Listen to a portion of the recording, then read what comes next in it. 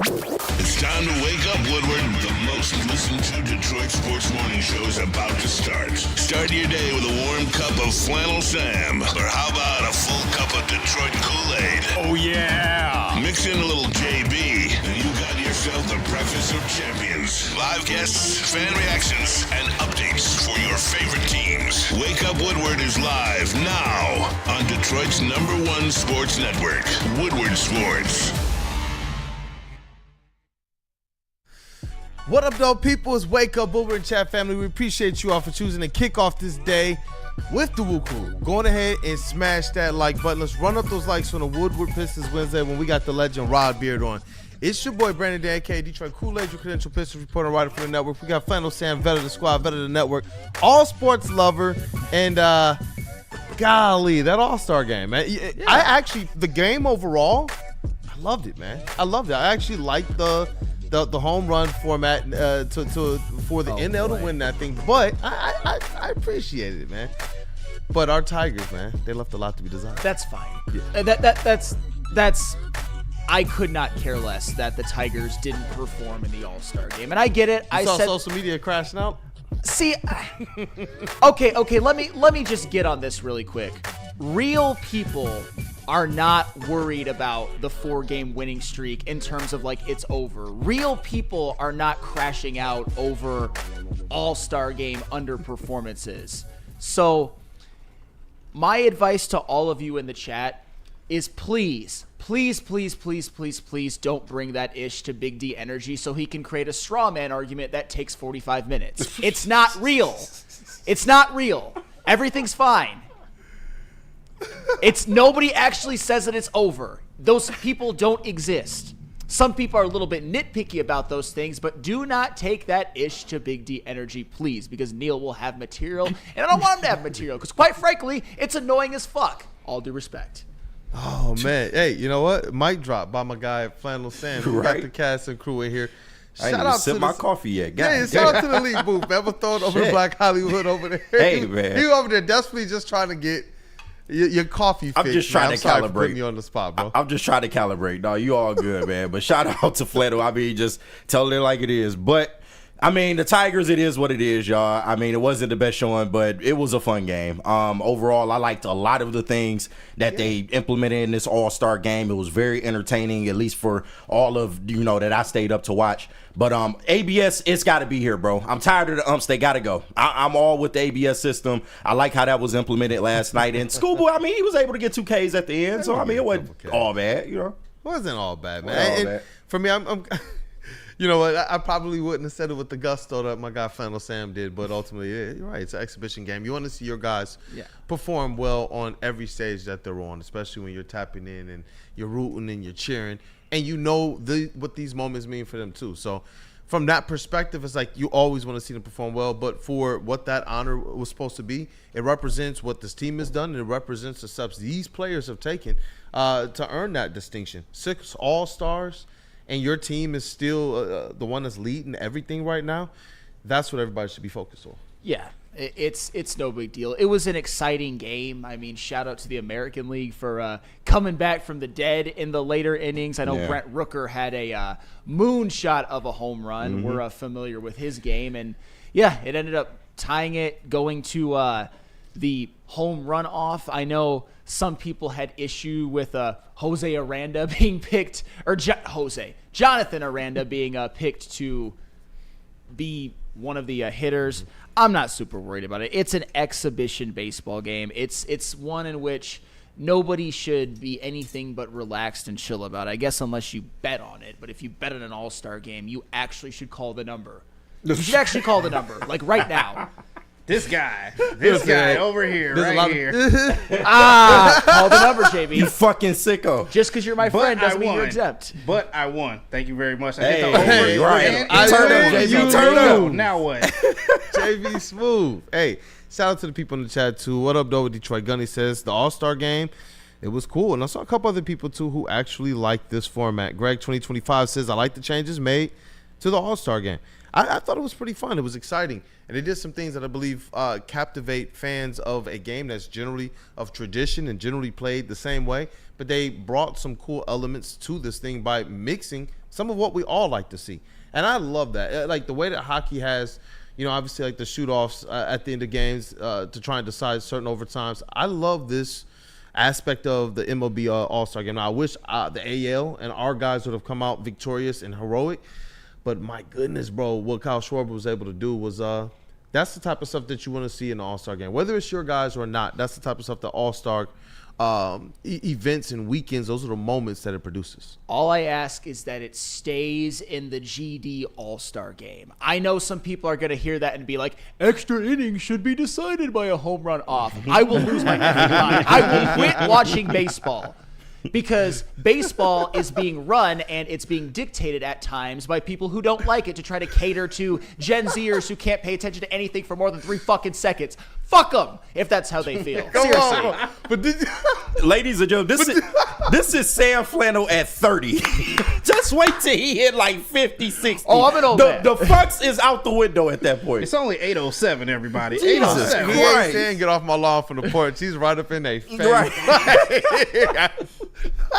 Shout out to my guy Flannel, but I gotta ask. Oh. Yes. Regardless of where you want to see this one, home run off, did you like that for the All-Star Game though? Was it a good change of pace for you? I'm indifferent, honestly, because here's the thing. With All-Star games, I know there was one back in the day when I was a little bit younger where they didn't actually finish the game. It ended in a tie. You're not trying to have All-Star games that go to like 13 or 14 innings. Right. So from that standpoint, I understand it. I know how a lot of younger fans are. They're going to see something like that, and they're going to clamor for it in games. Pretty soon, if some people get their way, it's going to be a 6-inning game with a 10-second pitch clock, and all games are going to be an hour. I know, Ryan, you're probably like, that sounds good. Youngins, whippersnappers. What is it? Youths? Right. The youths. Dog, I just lost the chat, but somebody said that the Tigers pitchers basically gave up the most runs, and no, I think that would be Mr. Chris Bubich, who had an 81 ERA in that game. Ooh, hey. Well, since I can make fun of a Roy. No, I'm kidding. It's the All-Star Game. I'm not going to make fun of anybody, but Arando Smalls, the Hank Aaron tribute was awesome. I do agree with that. One of the all-time greats, obviously having the All-Star Game in Atlanta. You love to see it. Hey, but voice of reason, Mr. J.B. Smooth, that's WUW Sports MVP in the TD booth. What'd you think about all of this, man? The All-Star Game, obviously, we want to see your guys do good on any stage, but overall, did you like it? And are you fighting Flannel on this home run off, making its way from the All-Star Game into regular baseball, becoming a new tradition? I mean, I enjoyed the game, but the little bits that I did get to see of it, I didn't get to see our Tigers starting off the game, but I did get to see the second half of it. For the overtime home run thing, I didn't mind it. I thought it was cool. Obviously, I wouldn't implement that in the regular season as it is, but for the All-Star Game, All-Star purposes, I think it was fun. It was exciting. I mean, it got the fans up and, really into the last bit of this game, and like you were hanging on to your edge of your seat with every single swing that every single one of these guys were up at plate doing. So it was fun for me, and like I said, hey, I might have a problem. Who knows? I don't know. But, hey, I won some money off of it last night, hitting the over and betting on NL. Sounds like a good problem, though. Degenerate. It was a good problem. You know what, though? When we're talking about all-star games and formats and such, I thought that the MLB did something that captivated all fans of all ages. I do. I think that there are certain parts that, maybe the Flannel Sams of the world will tune out. Maybe some of the, like my grandfather, there were certain things, he was a purist, a traditionalist, that he might tune out on. Maybe the stuff that Ryan might tune out on, but I thought they had something present there for everybody. And I like the fact that what they're trying, it is bringing some cool elements to the game. This is where I'm looking squarely at the NBA. I'm so grateful for the opportunity I got. Thank you, NBA, for having Woodward Sports out there. But this is where I'm hoping that they take the same types of steps to better and appropriately, change up and tweak and innovate within their All-Star Weekend. I know that they brought in a lot of streamers, but they didn't do anything different with the actual product, which is the NBA players who were there to see. Yeah. They didn't do much different. It was just the same stuff. And this is where I'm hoping, like, even me, I don't care if it sounds like a good idea or not. I'm almost to the point that it's like, man, instead of more like if an all-star game went to overtime, I'm almost like instead of more careless basketball, I would rather see y'all go king of the court. I'd rather see y'all go unrivaled style. Yeah, I would rather I'd like go out there. Now you have to play D. You're gonna get sauced up. Seriously, especially think about when they call up, some of those new guys like a K. Cunningham. K would be out there trying to work everybody. He would be trying to be like, oh, my bad, bro. You on my team, my fault. Well, you can still get the work though. Like that's what I want to see. Something that brings out that passion. Because watching it for me, I was glued. There were certain elements that I do agree with you. You don't want to see a home run off make its way to the regular season.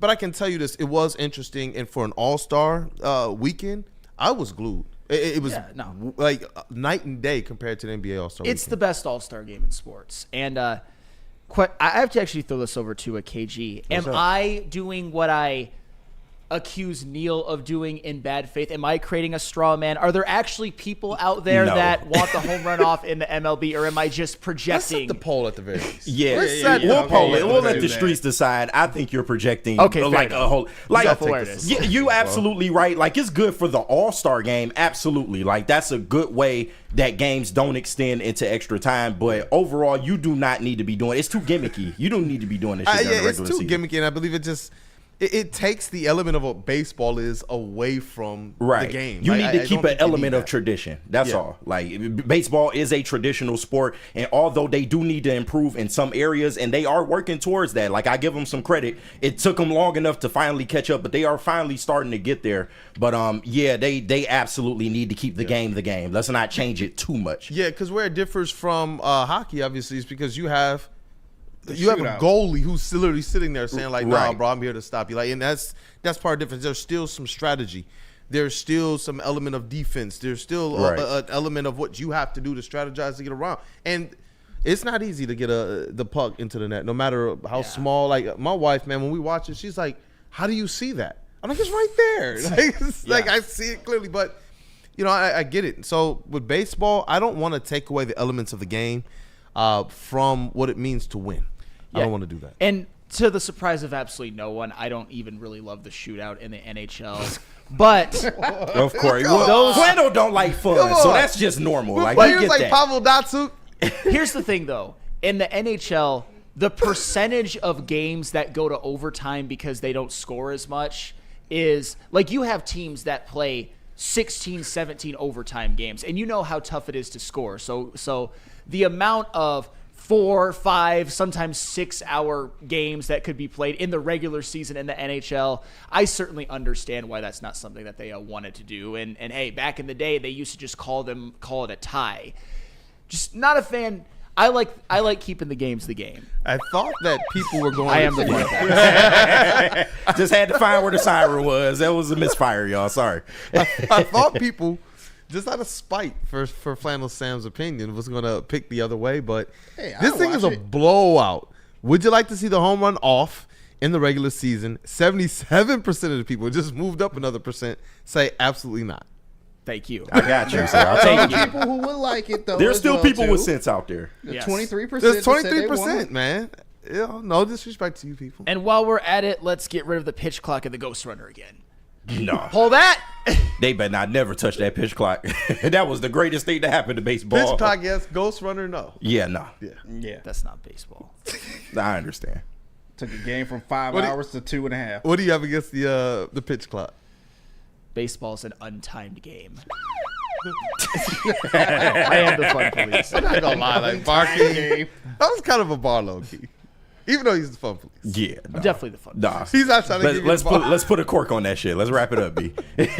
I respect baseball. Don't get me wrong. Field of Dreams was great. Like I'm not going. The Sandlot, one of my favorite movies ever. Let's not. Wrap that shit up. I got other things to do today. Come on, now. Right? Yeah, nah. All day. It's not enough hours in the day. I'm sorry. Not enough. I get it. Probably when you were a vendor walking out of Comerica Park at damn near midnight some nights wasn't very yes. fun. I get it. I get it. And pickoffs, like 5 or 6 pickoffs. Like, come on, bro. What are we doing? Like, you just stalling at this point. Like, just like mound visits. Right. You need that pitch. You need that pitch clock then. Yeah, no. That was. I'm telling you, that the bigger bases I'm rocking with. Like, that was some of the best shit. Oh my gosh, man! You know what? the one thing is this. I believe before we get to break, Flannel knows this. You know this to be true. Tell me I'm lying.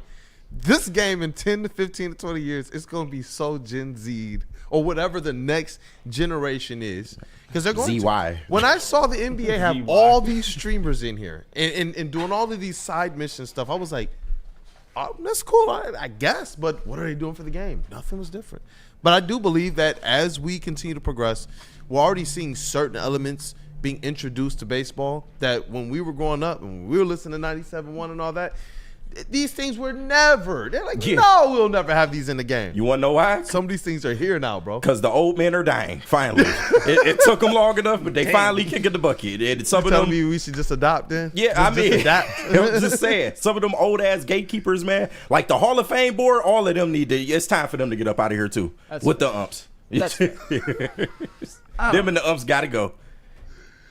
You're out. I think the umps are a gateway drug to more changing about the game. Leave the umps. Ooh. Leave the umps. I don't give a damn. So you see it? You see it. It's going to happen, brother. You can leave them for the initial call, but that final call got to be the robot. I'm sorry. It's fine. We can keep them just for dramatic effect, though. Sure. Like, you know. I ain't trying to upset nobody, but oh, dog. I'm trying to keep it like you know what? AI is wild and out of control today, too, dog. Because you know how they have like the pool reports with the rust? Yeah, man. Like, I wonder what a robot would say.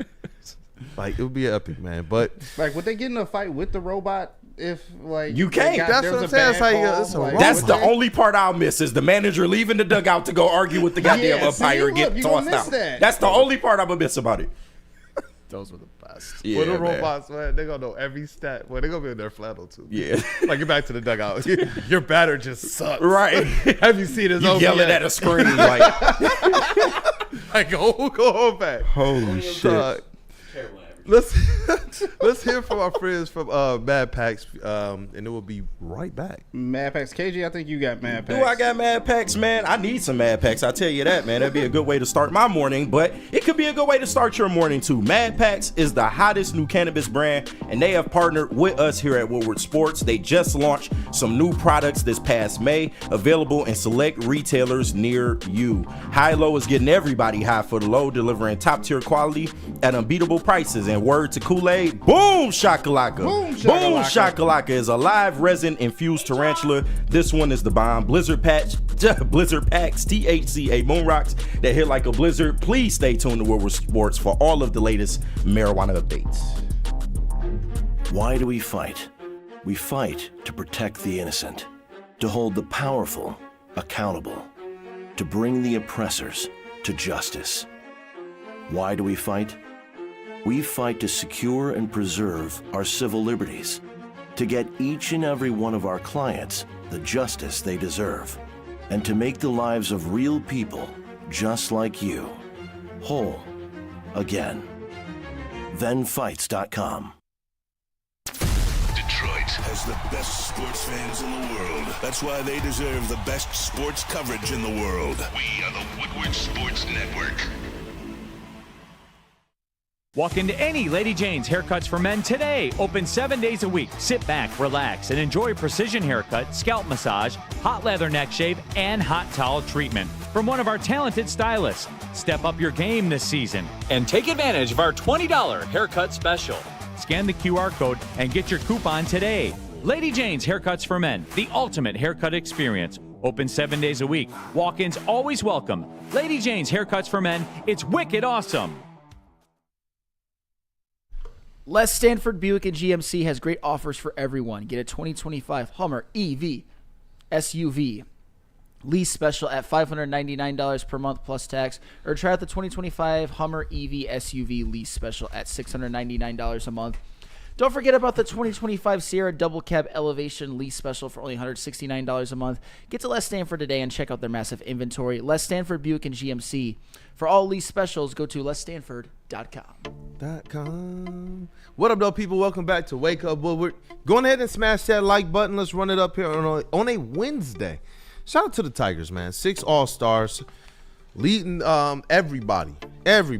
Don't matter who you are. The Detroit Tigers are at the top of this thing in the Major League Baseball. And I do expect them in the second half of the season with some second half of the season type players. I expect them to still be as formidable in the second half as they have been to to start the season, brother. Hey, even if they're not, they're still going to cruise to a divisional win as long as they don't completely fall on their face, which I don't think will happen, by the way. And the people, man, people are funny. So when we were talking about this earlier and we just kind of left it unprovoked, it was 77% to 23%. And when I said, man, I thought the people would spite you, they would just vote the other way. It's starting to move the other way now. Now about 70% saying no, almost 30% saying yes. Hey, they want to see the home run off in the regular season. Not going to happen. Right, knock it off. Not going to happen. But we've got Rod on today, correct? Yes, sir. Absolutely. So I forgot to mention that we have Rod on at 8:45. But because this is something that a lot of shows have done, but since we had a little bit of time, I thought we would tackle this as a Wake Up Woodward crew as well.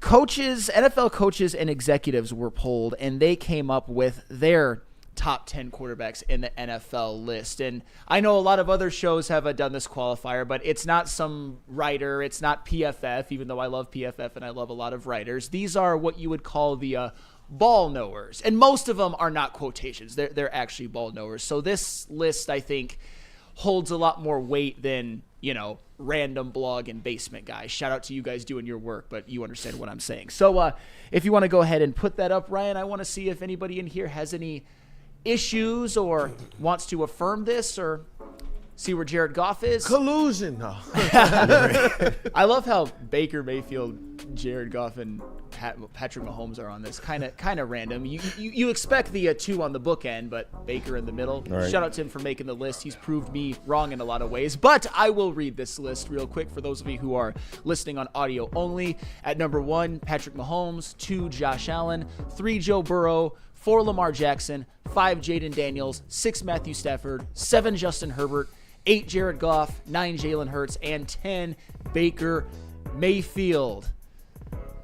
First thoughts, Kool-Aid, or any problems? I would instantly just flip-flop Justin Herbert and Jared Goff. Especially I understand. Just instantly. That's the one that I would probably have the most umbrage with. Jaden Daniels, I get the hype. You want to see him do it in year 2. He has all the talent. He showed everything. I thought he was going to be Offensive Rookie of the Year to start the season, and he exceeded beyond what I thought he could and what a lot of other people thought he could do. But that is an interesting one for me to see at the start of the season ahead of Jared Goff. Yeah. But overall, no. And the Matthew Stafford one, that's another one to me that's like razor thin. If I want to be fair, that's, trust me, Detroit Kool-Aid, Jared Goff above Matthew Stafford. But if I'm trying to be fair, Matthew Stafford is one of the most talented quarterbacks in the NFL. Sure. Yeah, so the only one that I have like a real gripe with is Justin Herbert. That one I don't quite understand. It feels like that one might be a little bit more of projecting, but what we've seen from Jared Goff is everything. And I put a lot of weight on that game that they played head to head. Mm-hmm. I was told Jared Goff couldn't do what Justin Herbert could. I was told he could not keep up in a game like that, and we saw him go out there and air the freaking ball out. Man. And they won on the road outside, and people said that they were going to go out there and lose that game. I remember those times. That was such a great duel, and ultimately Goff got the better of Herbert. And I have no problem with – I'd probably put Goff over Herbert too.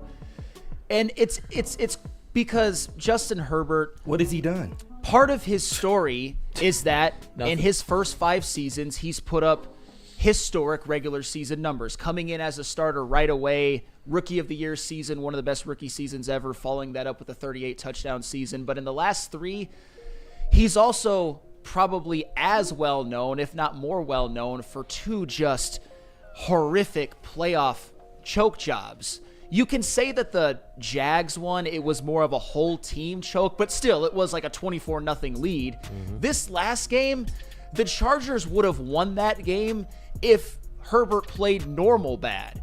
He choked in his playoff game more than Jared Goff did in his.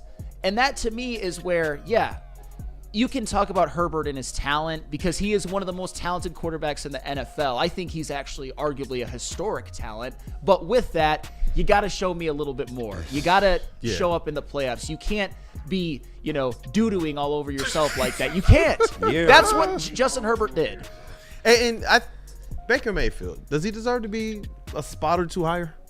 No, Was he I, appropriate? No, not I over think- Jalen Hurts. No, I think Not over Baker's Jalen where Hurts. he is. yeah, where he should does. be. Yeah, he's right at 10. Yeah. Because the part of Baker Mayfield's story as well is he's had some stinkers in terms of seasons. He's rebounded in a way that I never thought he would in Tampa Bay, and I give him a ton of credit for that.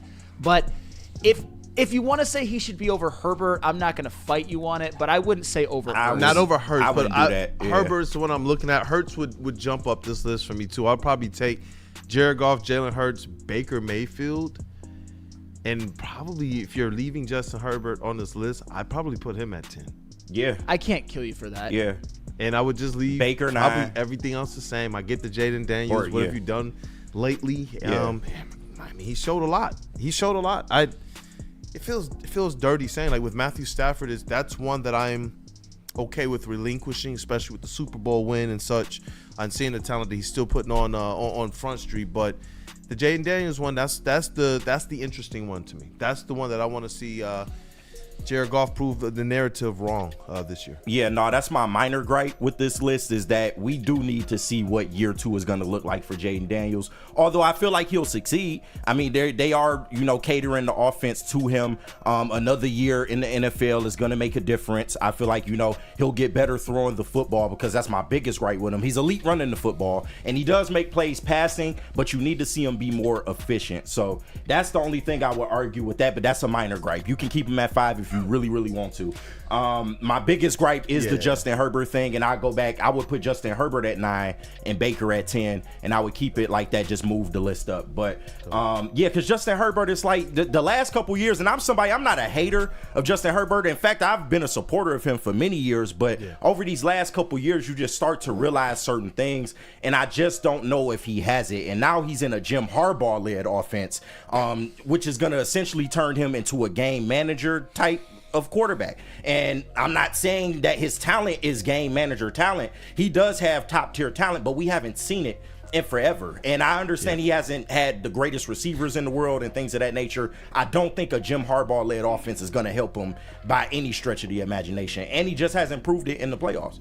No, that's actually a really good point. It's not that he hasn't proved it. It's that he's known for choking. Yeah. Probably Yeah, more so than any quarterback currently playing right now. Yeah, that's a better way to phrase And it. trust me, I'm with you, KG. I've always been a Herbert supporter. I had screaming matches with our very own Neil Rule about it. However, I am losing faith, though. I am. of course, when that happened, the first text I got was from Neil, and all I had to say was just concede. That was completely unacceptable. Yeah. Does anybody think that Jalen Hurts is getting a little bit disrespected on this list? I definitely Yeah, a little deserve- bit. Yeah, he just deserves won to a be Super up a little Bowl. higher. I definitely do. Like Justin Herbert over Jalen Hurts is a little crazy just considering what happened. Yeah. The thing about Jalen Hurts is people, I think, have some false narratives about him. And I'm not saying that he's an elite quarterback to the level of the top 4. However, people treat him like he's a game manager or he's a tush-push merchant, and I completely reject that. No, he's not. Do people forget that in the 2022 season, without Saquon, by the way, it was still a really great team, but without Saquon, he was second in the NFL in MVP voting behind Patrick Mahomes. In the regular season, he had 35 touchdowns combined rushing and passing and only 6 turnovers. Look at last year, and I understand that it was a Saquon Barkley-driven offense, and their defense was great and really talented, and certainly great in the playoffs. In the 2024 season, 32 touchdowns responsible for passing and rushing, and only 7 turnovers. That's part of what makes Jalen Hurts so good to borderline great, is that he can do it in a variety of different ways. He's not asked to do as much as some of the top tier quarterbacks, but he also takes really good care of the football. Yep. And also, what's the most important thing about Jalen Hurts is that he is in a 2 Super Bowl sample size is actually a pretty large one because there's a lot of quarterbacks who've gotten to 0 or 1 only. He's had 2 great Super Bowls. Yeah. A 109.4 passer rating combined in both Super Bowls, 3 touchdowns passing, 4 rushing, only 2 turnovers, 1 Super Bowl MVP, and 1 loss in which he led his offense to 35 points. I'd put Hurts over Jaden Daniels for now. I I'm not probably mad at would. that. And I'm not. I'm a I'm Jaden not. Daniels supporter. I think that he's the most special rookie I ever saw, and I don't think he's going to have that sophomore slump that everybody's just penciling in. However, Jalen Hurts, I don't think people talk about what I just talked about enough. He's not a tush-push merchant. He is a game manager to some extent, but if he is, he's the highest of the high-end game manager, but he does it in a variety of different ways, and he's been very, very successful. Yeah, and he has elite composure in high-pressure Probably moments. among the most elite. Yeah, that to me is Absolutely. what stood out even more so in this last playoff run. Absolutely. There was so much noise. There were so many narratives. There was stuff going on in the locker room. There were current players and former players talking about it, literally putting their business out there.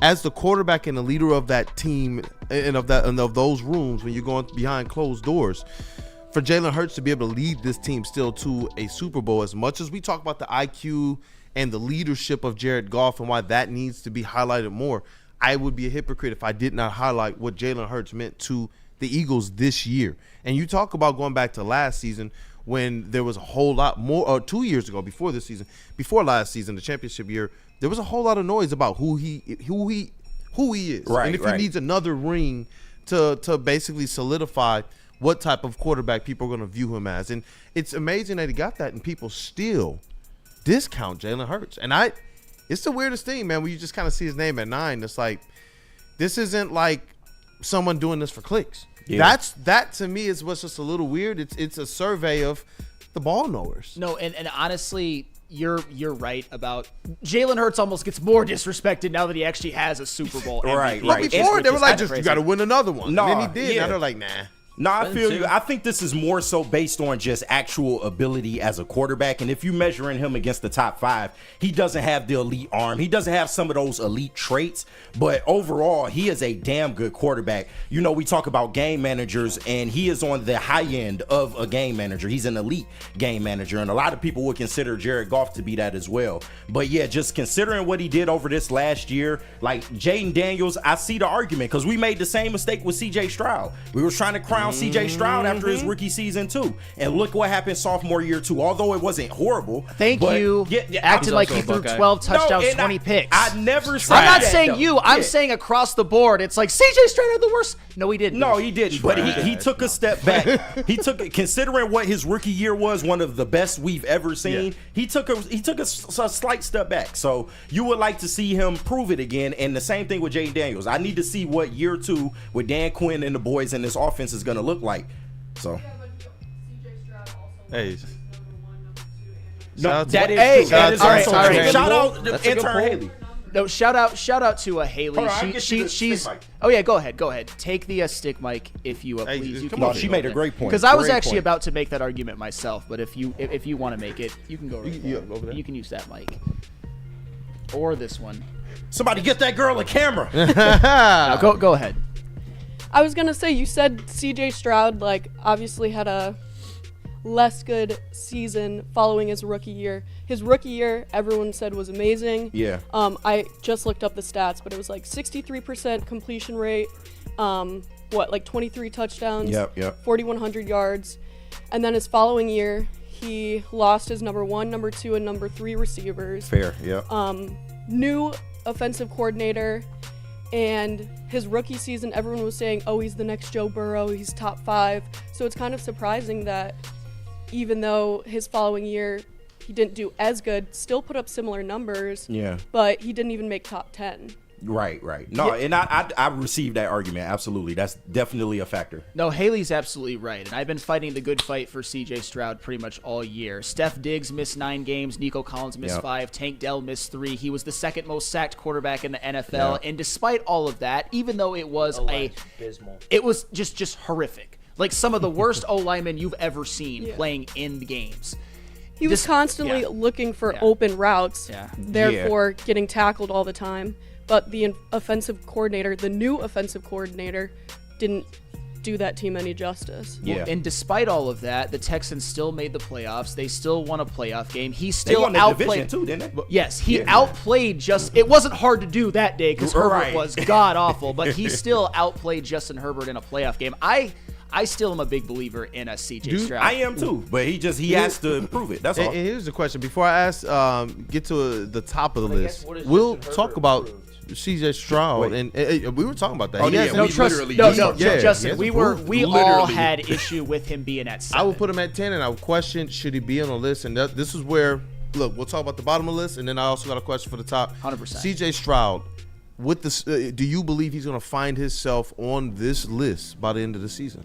I don't know if they addressed the O-line enough in the offseason. True. Like they that. traded That's a Tunsil. factor. Yeah, I don't think that they're doing him a lot of favors, quite frankly. And Tank Dell, you saw how bad that injury was. He's going to be gone. Steph Diggs is gone. Mm-hmm. It's going to be Nico Collins really running the show. And I love Nico Collins. I think he's one of the best, like, outside receivers in the game. Is he a number one?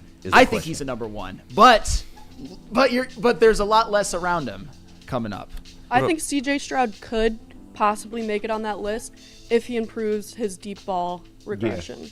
Yeah, I agree. Like, it's easy to knock off Baker Mayfield off of this list. Yeah. Is it What? though? King of Moxie? Is it Yeah, though? yes. Yeah, Baker- absolutely. His arm talent can absolutely knock Baker Mayfield off of this list. 1,000%. But his production dictates that he should be here. No, absolutely. Yeah, absolutely. 100%. Well, you're going to have to see Baker Mayfield without Tristan Wirfs for half the season, too. Yeah, So true. We're going to really see what Baker's made of, losing his top offensive tackle.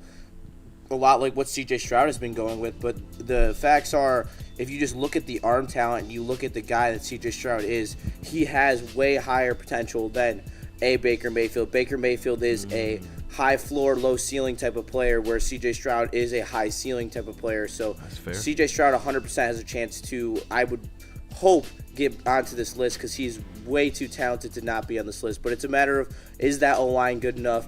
Is Nico Collins enough of a receiving threat to pretty much carry their offense receiving-wise outside of Dalton Schultz? So Yeah. we'll have to see. But I have a lot of faith in C.J. Stroud. I am a believer as well. I think that he is very, very good, and the regression is mostly because of the infrastructure cracking around him. You know, and we got to be fair to that. We talk about how we've seen good quarterbacks here be hampered by the infrastructure around them. And it was interesting even hearing Braylon Edwards talk about Joey Harrington's experience. Yeah. And it's very, very, very interesting take from an NFL player's perspective on this thing. But we now know, seeing everything our teams just went through. You talk about BTA, that's what our teams were doing to us for the past decade before this renaissance, because it was rough supporting these teams. Hey, now they're on the up and up. But when we look at the top of this list, there's one name in particular that sticks out. I already know we talked about Jaden Daniels, but it's Lamar Jackson, who at one point in time, he's probably one of those guys that instantly you're talking about, hey, he's one or two, he's probably going to be MVP of the league.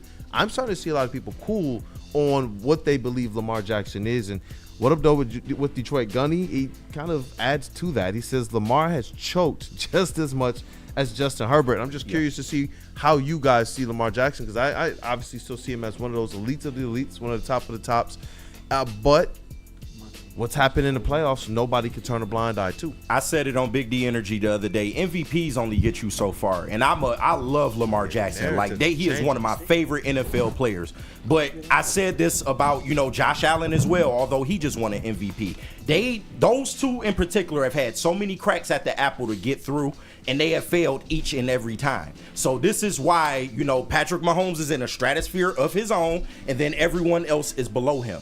And they are just in that tier until Josh Allen can break through and get past Mahomes, or until Lamar Jackson can break through and get past Mahomes. They are going to continue to be ranked lower on this list. And yeah, people are starting to sour on Lamar Jackson because of that. Yeah. Lamar Jackson's a bit of an enigma for me because I look at him as maybe right now the best regular season quarterback in all of football. Yeah. He has even above Patrick Mahomes. And I'm a That's what Mahomes makes such it a so fair crazy, statement. though. And It's I'm- so yeah. fair. That's what makes the playoffs so crazy. And I'm a Mahomes stan, but even I can admit that. However, there's a big difference, and I'm going to show that to you in a minute. Hey, guess who else was like that? Peyton Manning. Yeah. He was a great regular season quarterback, and he did cash one in. Don't get me wrong. He cashed but- a couple in, but his playoff numbers are still well below what you'd expect. Yeah, from him. exactly. He Compared to left Tom some Brady, on the table. Tom Brady was just on a different level in terms of that. He left some on the table. But Lamar Jackson, I mean, think about this. He has 2 MVPs, and then the season last year where he didn't win it, he had 41 touchdowns, 4 picks, and 915 rushing yards.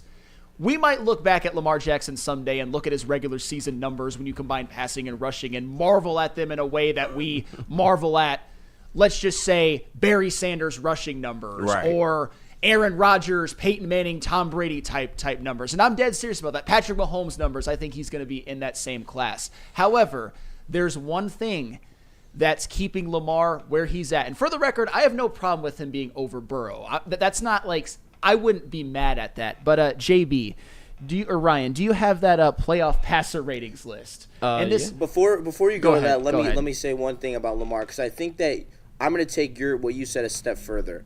I'm going to say that Lamar Jackson is entering the conversation to being one of the best regular season quarterbacks of all time. Sure. Yeah. Like, he is so dominant in the regular season. We're talking about a guy who's coming off a 41-4 season. Mm-hmm. Like, he absolutely rips the ball in the regular season, but when it comes playoff time, he's a completely different quarterback. The style doesn't translate like it has in the regular season. So I think that he is hindering himself in the historical rankings of quarterbacks right now by his failures in the playoffs. And I love Lamar Jackson, and I don't want to be a hater, but I will never touch him in a playoff game. I have no faith that he can win playoff games, and that's where we are as fans and as people, is that Lamar Jackson just doesn't have it in the playoffs until we see otherwise. I 100% agree with you. That's why I had even some hesitancy bringing it up, because I thought, am I at a place? Am I? Because you guys are some true ball knowers, but even then, I'm sitting here like there's just too big of a juxtaposition. No matter how much I have supported Lamar Jackson, no matter how many arguments I've gotten into, at a certain point in time, the narrative is you have to punch the ticket home for the big one. Yeah, the only bail that you can shoot him is that he never really had the receiver help that he probably should have had. And don't get me wrong, Zay Flowers is a great young receiver, but I do question at times whether he is a number one receiver. And he's never had, a great complement of receivers around him. He's had good tight ends. Mark Andrews, was one of the best, started, to have a kind of a resurgence last year. But overall, that's all he's ever really had. He hasn't really had that help. He's had Derrick Henry, over this past year, and that is absolutely helpful to his game. But, there's a changing of offensive coordinators with the Ravens as well. I remember Greg Roman for a long time was with Lamar, and now, he's under a different system. That's the only real kind of bail you can shoot him. Maybe over Joe Burrow, that's an argument. I would have him over Joe Burrow at this point, because he's accomplished slightly a little bit more than what Joe Burrow has accomplished, but Joe Burrow's been to a Super Bowl and he's got that dub over Patrick Mahomes. That's what I'm saying. And that's why I would take Joe Burrow. Okay, and I'm not mad at that. It's an argument, though. And that's what I was saying. This is a testament to that narrative. This is not just a 4 clicks article. Those people been putting Lamar Jackson at like 4. Now you're seeing the execs, the coaches, and the people they've polled within the league now saying, "Oh, this is just where we place him." Right. Even if you wanted to make the argument for him to be over Joe, it's very thin now. Yeah, it's very. effectively foundation of air right now. Yeah. And I believe that you talk about for his legacy and for the narrative of a Lamar Jackson, this is the season. Like this guy is not getting any younger, and I don't believe that he's just going to fall off after this year. But it's like, what happens after you don't get it done again? I believe you look at the way this list is already. Jaden Daniels goes out there and has another one. Yeah, seems like they're already trying to. When you trying to crown the next brother. When you that, I know, right? That's what they do. Well, they always looking for a new brother. Absolutely, but and Jaden will take that. Yeah, spot yeah, he would. But people like with Lamar Jackson, you are so great. People just expect you to overcome at a certain point. Like, he's a 2-time MVP. Like you said, one of the best regular season quarterbacks ever. You got to do it in the playoffs. And yes, you've had enough to at least get to a Super Bowl. Whether you can win it or not is a different conversation. But he's had enough to get there.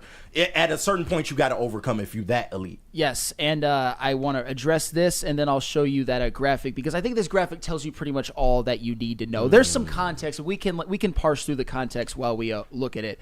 WeezyD313, Jackson Bro in the chat, and that's fine. If you want to be a Jackson Bro, be a Jackson Bro. He's earned that to some degree. Mark Andrews sold him last year, and Zay Flowers sold him the year before. Absolutely. Here's the thing, though. Last year, I don't put a ton of blame on Lamar, but he did have a couple of turnovers. The year before, though, if you told every Ravens fan that you would have a home AFC championship game and the defense would hold the Chiefs to 17 points, 100% of them would say, Ravens got this one. 100%? Yes, 100%. The Zay Flowers fumble was bad. I will give you that. That was tough. You know what was even worse? That end zone interception into triple coverage. The fact that that team only scored 10 points. If you want to blame the OC for some of that, fine, but we're talking about who pretty much all of us universally agree has a chance to become one of the greatest regular season quarterbacks we've ever seen, is on that trajectory, is arguably the greatest regular season quarterback right now. The only other argument, in my opinion, is Mahomes. He's got to do better than that. And this is why, and this is, again, show me the playoff passer ratings. This tells you all that you need to know. That's the difference between Mahomes and Lamar Jackson. Patrick Mahomes, on a per-game basis, is the greatest playoff performer ever. Yeah. Josh Allen, and this is why I give Josh Allen a lot more slack than Lamar Jackson, because Josh Allen, to me, is more of a victim of bad luck running into the boogeyman than just being bad in the playoffs. That's crazy. That's the thing. Josh Allen always shows up in the playoffs. It's just the Chiefs are always a little bit better. Patrick Mahomes is always a little bit better. Andy Reid is a lot better than Sean McDermott. To me, it's more circumstantial. Even though Josh Allen, he's had his moments. Like when he went up against Joe Burrow in 2021 and shit the bed, I'll give him that's on him.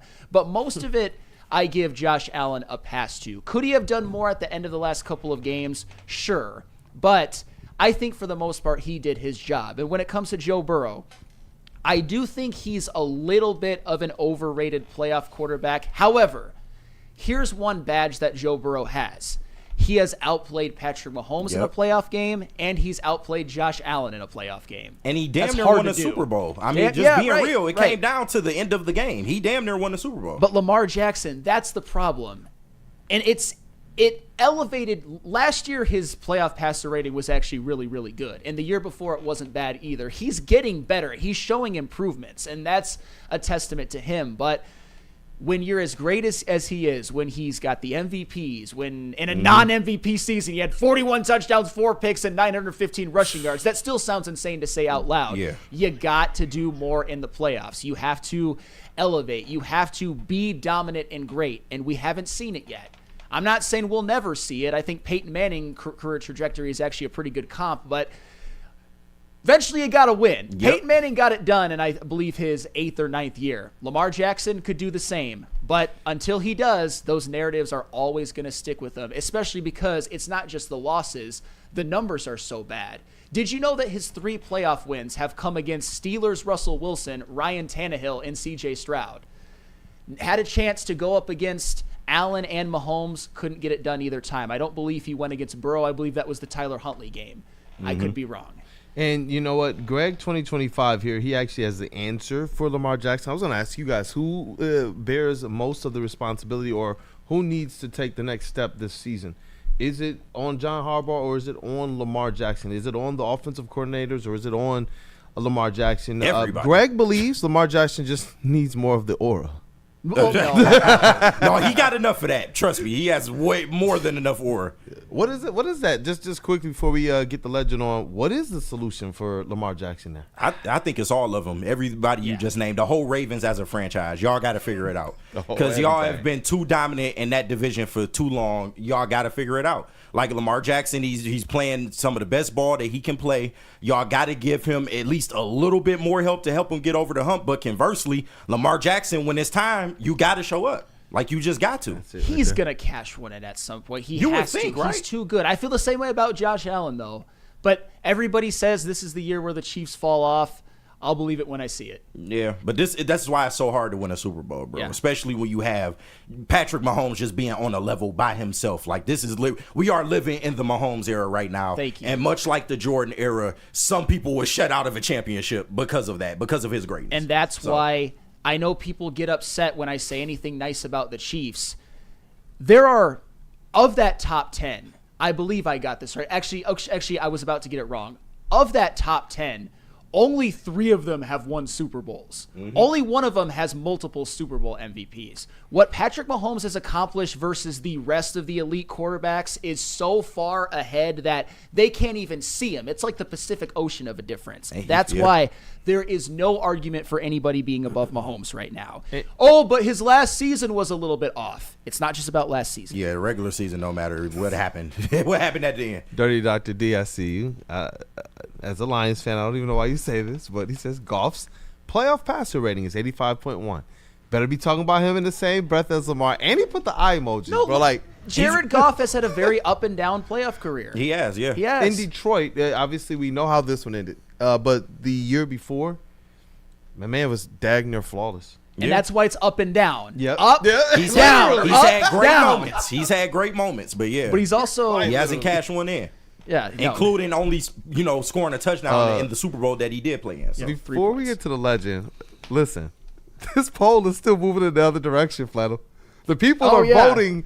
They're voting yes. It's now 36% of the people say yes. That's another 6% swing, bro. I think when I say anything Just nice to about spite Mahomes, Flannel. like the spite level in the chat just goes up. Would you guys like to see the home runoff that was in the All-Star game, Major League Baseball All-Star game in the regular season?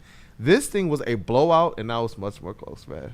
A third of the family. I'll tell you what, WeezyD313, Mahomes reign over, even if it is, and I don't think it is the second greatest reign we've ever seen. To beat a man, you got to beat the man, as the once Ric Flair once He'll be said. back this I don't year. think it's over. Yeah, I don't Expect some big stats this year out of Patrick Mahomes. They've come out this year and said that they are going to air it out like they used to. So, What'd you say, JB? Say that again. Say that, JB. I said, and he got rid of the dad bod, apparently. A lot of And the body hair. changes happening in that family. Where do we gotta go next? Yeah. I think Go to commercial. But first. BlackRock, I got it. Yeah, first let's go to BlackRock and then we'll double up. So we go to we'll do BlackRock and then we'll head to Jars. Oh man, I think I gave myself the wrong read, but oh well. If you have the graphic, I might be able to read it off of that. BlackRock's Summer of Giveaway starts now. They're dropping prizes every week for 8 weeks, and today is the big reveal. This is from a week ago or so, my bad. First up, 4 tickets to the Tigers game on August 4th. And the grand prize, 4 tickets to the big home football opener on September 14th. Just scan the QR code or go to the link pinned in the chat. Fill out the form and you're in. Each entry gets you into that week's prize and the grand finale. Tune in every Monday to see if you win, only with BlackRock and Woodward Sports. Cook your steak, goddammit. Who's got Jars? We have That be you. we have Jars? I thought you Get it together, youngin. Actually, I think it is you, KG. No, I don't have it. It's me today. All right, Woodward Sports fans, whether you're hitting a game or simply just chilling, Jars Cannabis has you covered. Jars is home to Michigan's largest lineup of rec cannabis products. They have 27 locations all across the great state of Michigan, 9 locations right here in Metro Detroit. And make sure you go to jarscannabis.com to see where you can get your favorite product today.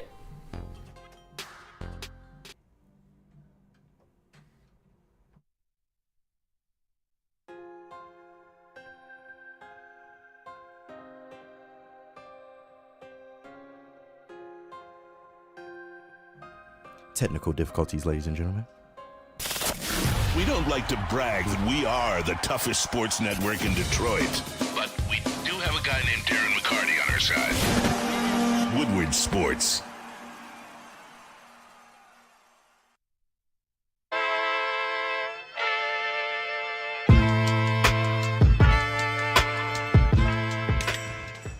Hey, Tony, what's up, bro? Same circus, different clowns. For sure. You want the usual, the big zip? You know me too well. Oh, I threw a little something extra in there for your ma. oh Hope man. she's doing all right. Ay, guy, sei un santo. Ah. You're a saint. All right, buddy, we'll see you next time, okay? Grazie. WoodwardSports.com and click on Shop. Get the latest in Detroit sports apparel and exclusive Woodward Sports gear. WoodwardSports.com can get the whole team outfitted. Love the Pistons, Red Wings, and Tigers? We got something for you, too. Shop online at WoodwardSports.com. Summer's heating up and Feldman's clearing space for the incoming new models. That means massive markdowns during Feldman's hot summer sale. Get a 2025 Silverado for just $189 a month, or this 2026 Equinox for just $209 a month. Inventory's moving fast, and when it's gone, it's gone. So don't sweat the search. Just get to Feldman. More locations, more inventory, more ways to save. The hot summer sale is on at Feldman Chevrolet, Michigan's #1 Chevy dealer. No one gives away more cash and prizes than Woodward Sports. You don't believe us? Here's our latest $10,000 winner. You know, you guys posted, hey, if you guess all this stuff right, we'll give it's $10,000. I'm like, okay, well, Why the hell not? And the winning doesn't stop there. How about our Outkick Your Coverage winner? This guy's got a hot girl. Bigger prizes, bigger giveaways, cash, merch, tickets, and more. All from the biggest sports network in Detroit. No one does it bigger and better than Woodward Sports. Make sure you're following, liking, subscribing on Instagram, Facebook, X, and YouTube for your chances to share in the winning. From Detroit's #1 sports network, Woodward Sports. Let me tell y'all about Massage Chair House, man. Massage Chair House in Bloomfield Hills, Michigan, the largest massage chair showroom in the Midwest with top brands for massage chairs like Infinity and Osaki. Located near the corner of Woodward and Long Lake Road. Experience luxury comfort with Dr. Eric Duncan, the Wellness Doc, creator of the top YouTube massage chair review channel. Book a visit at massagechairhouse.com or scan that QR code right on the screen right here. Massage Chair House, your ticket to ultimate recovery and relaxation. And we are back. It's Wake Up Woodward Chat family. Thank you guys for supporting us this morning. We appreciate you all as always. Continue to stay tapped in with all the Woodward sports here. But let's make sure if you haven't got an opportunity to, that you go ahead and smash that like button. And, Smash that. You know, let's satisfy the like button. Oh. You know, set the mood because, you know, we got the guests. Can we light some coming candles over. too? Yeah, let's go on ahead. Okay. Definitely, man. All right. Maybe get a bath running, you know, maybe some bubbles, some sun. Hey, set the mood right. Hey, listen, hit that everybody like button. tuning in with us right now, we appreciate y'all joining us on the WUW Crew. This is the last week, so get in where you fit in. So why don't you just slide that finger right on the like button, man? We would really appreciate it. Don't get too hot and steamy now. not too hot and steamy. Nah, don't do Not it. too hot and steamy. Hey, but shout out to the legend Rod Beard. I was about to say Detroit News Rod Beard again. Formerly of the Detroit News. Legend out here, man. But Atlanta Journal-Constitution's senior sports editor. What up, though, brother? How's it going this morning? Oh, audio. Classic Rod. Hey, we need it for the last Woo show. Yeah, absolutely. Hey, it would definitely get it figured out because I want to be able to get his take on obviously what we were just talking about with the top 10 quarterbacks, C.J. Stroud as well as Lamar Jackson and Jared Goff. Where is he going this year? But I want to be able to get his take as well on MLB All-Star Game. Yeah, that home run off in the regular season. No, it was in Atlanta, so the city had to have been absolutely buzzing. Unfortunately for the Braves, they weren't as well represented as the Tigers because they've really pissed down their leg this season. But it was a really fun – it looked like a really fun event. Like, one of these days, I'd like to go to one of those All-Star games. Yeah, you know what? And I remember, honestly, one of the first baseball games I went to was actually an Atlanta Braves game. My grandma took me. I was a part of a school band out of a school, Peterson Warren Academy, second grade, and we went down to Atlanta and the Underground Mall. That's where she actually bought my Grant Hill shoes and my Grant Hill jersey. We were down there on a trip. School band did our thing, man. You know, played saxophone. Yes, I was in a high school band. Of course you played saxophone. Second grade. You smooth Bro, son I was of a... come on, man. Right. Not, you know what, man? But it was there, man. And she wound up getting me a baseball that was signed by like all the players that had won in, I forget what year it was that they had won. But it was a cool experience. And hey, Atlanta was rocking. It was rocking for the All-Star game. Atlanta was rocking. But before we get back to Rod Beard, I have one major grievance still. Uh-oh. Of course you do. Juan Soto wasn't in the All-Star game, man.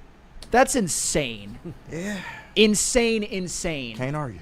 Honestly, I have kind of a problem with Acuna starting over him. Acuna's been otherworldly in his 45 games, but hey, it's fan vote. Acuna's got... Acuna is Justin's generation's dream type of player. He's my favorite player in the MLB, so don't talk any ish on him. He's been hurt. So? He's been the best player in baseball offensively since he's come back from injury. Yes, he has. But I still... You know, Soto and Acuna I'm fine with, but Juan Soto, people still think he's having a bad year. There's living, breathing people in this chat that'll be like, Who was the other starting corner outfielder? Kyle Tucker? Kyle Tucker. It was Tucker, PCA, and Acuna. I put Soto in as a reserve at least. I would say put Soto in as a starter and Acuna as a reserve. But yeah, Acuna deserved to be there, and he's phenomenal. Unfortunately, though, hopefully his knees can hold up through his entire career because, yeah, he's a Hall of Fame type player, MVP type player. I think Soto gets disrespected. Maybe I'm wrong.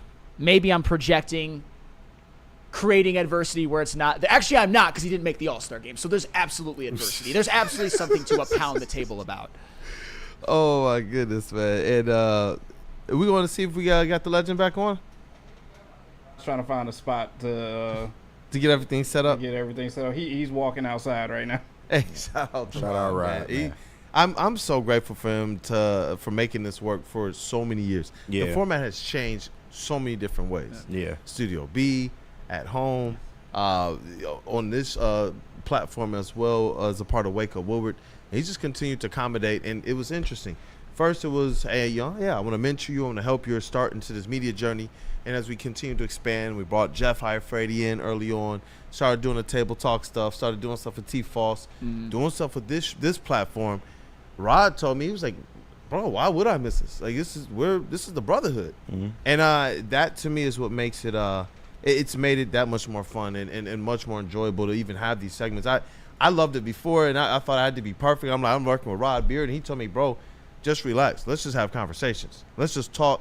Let's talk about the things we did in life, and it created, I think, a lot of what we see going on right now today. Because I absolutely love the interactions between you and Rod, bro. They become legendary. I live for it, man. Rod is so cool, and for him to be so personable after being so accomplished in this town, he's done so many things, man, and just the fact that he wants to lend his time to help us, man, that means everything, man. I got mad respect for Rod. Absolutely. Hey, you said we got him back on? Yep, the legend is ready. Let's see, man. Let's see. Rod Beard, how's it working? Doing all right. You got me now? Yeah, touchdown. Got you. Let's go, man. Hey, you know what? I'm just gonna go out of whack. Just what up, though? Rod's thoughts. You're in Atlanta, and I think that there was a pretty big event that happened there last night. No, the All-Star game was phenomenal. The Hank Aaron tribute. I've seen a lot of tributes and a lot of stuff to try to honor some of the greats in the game.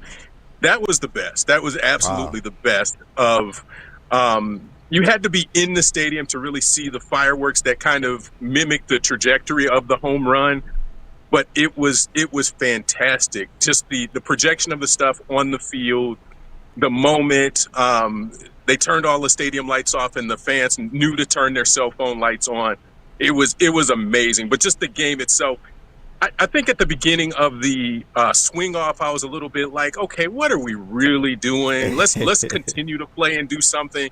And then I kind of came around to it at the end of the shootout style thing. I wanted Matt Olson to be one of the batters, but I mean, I don't know how you handle that when all of your big hitters are already in street clothes and doing post-game interviews and coming back out to watch it. And that's the part. You could have Ohtani, you could have Judge, you could have so many other options. But if that's the way they're ending the game, it could have some tweaks still, but it was fun. Hey, you know what, Rod? You said something there that was it got a little rise out of Flannel Sam this morning. The home runoff, first and foremost. How did you like it, man? I thought it was a good addition to the Major League Baseball All-Star Game, which is awesome all the time, as Flannel talked about earlier. But just to see them be able to actually bring something new that affected the game, in contrast to the NBA All-Star Game, where they didn't really bring new to the game, though they brought a lot of new around it. I liked it, but right now, I'm looking at our chat, 35% of the people, they want to see the home runoff actually make its way to the regular season at some point in time. And just so your thoughts on that, man. If you liked it, and I already see your face as it relates to regular season or not. No, regular season, no. I mean, I'm still trying to come around to the runner on second, but it is, you've been working on hitting the ball and then at the end of the thing, you're going to say, okay, now go hit home runs. That's the weird part to me. At least in a soccer shootout, it's a natural thing that you would be doing normally in the course of a game.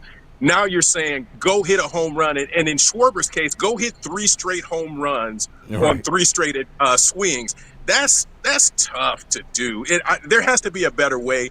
But for what they did yesterday, it was fine. The drama of Schwarber coming up and hitting 3 in a row was some good drama to it, but there has to be something better than this. Rod, I wanted to ask you, since obviously Atlanta was at the forefront of the baseball world with the All-Star game. What is it like? And I understand we're not doing Atlanta Sports Network, but I wanted to ask you this. What is it like? What's the pulse of Braves fans? Because this is a team that has so much talent, and Acuna coming back, even pitchers like young stud like Spencer Schwellenbach, Chris Sales pitched 15 games. You got Riley, All-Star Matt Olson, and they're 11 games under 500.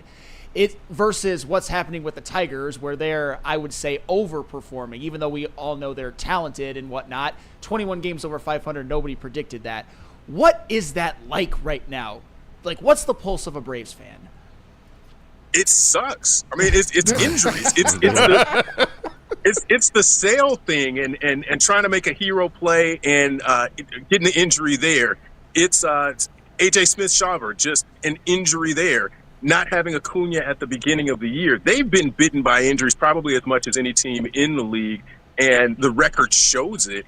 And, yeah, Acuna's played well, but this was a team that was projected to be one of the top ones and to contend for the World Series, and they're just not in that position at all. So I think that's the frustration. And Atlanta have been to the playoffs for so many years, so to not be able to get there with the roster that they have is the frustrating part. And I think they'll be sellers at the deadline, but I don't know what they have to sell and what other teams are going to want, because their bullpen is probably worse than most other teams in the league. Hey, Rafael Montero, Raisel Iglesias come to Detroit. I already talked about that the other day, so it's funny that you mentioned that. And speaking of... I don't know if they want those guys. I mean, their bullpen is a gas can. No, I understand. I mean, there's got to be a reason, even other than injuries, that they're as bad as they are. And one of the other reasons, I just peeped Ozzy Albies' numbers this year.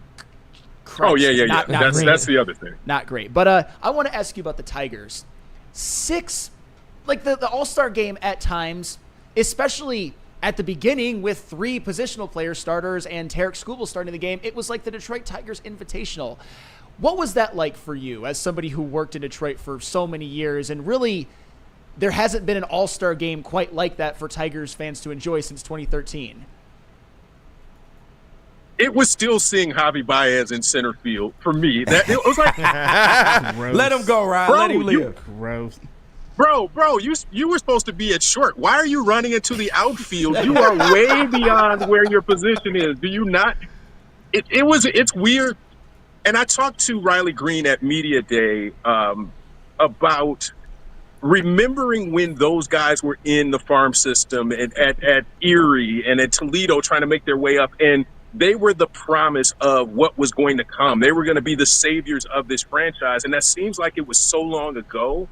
But with 6 All-Stars, that stuff's coming to fruition, that we had heard about this guy named Skubal and this guy named Manning and Mize, and that in a few years they were going to have this elite pitching staff.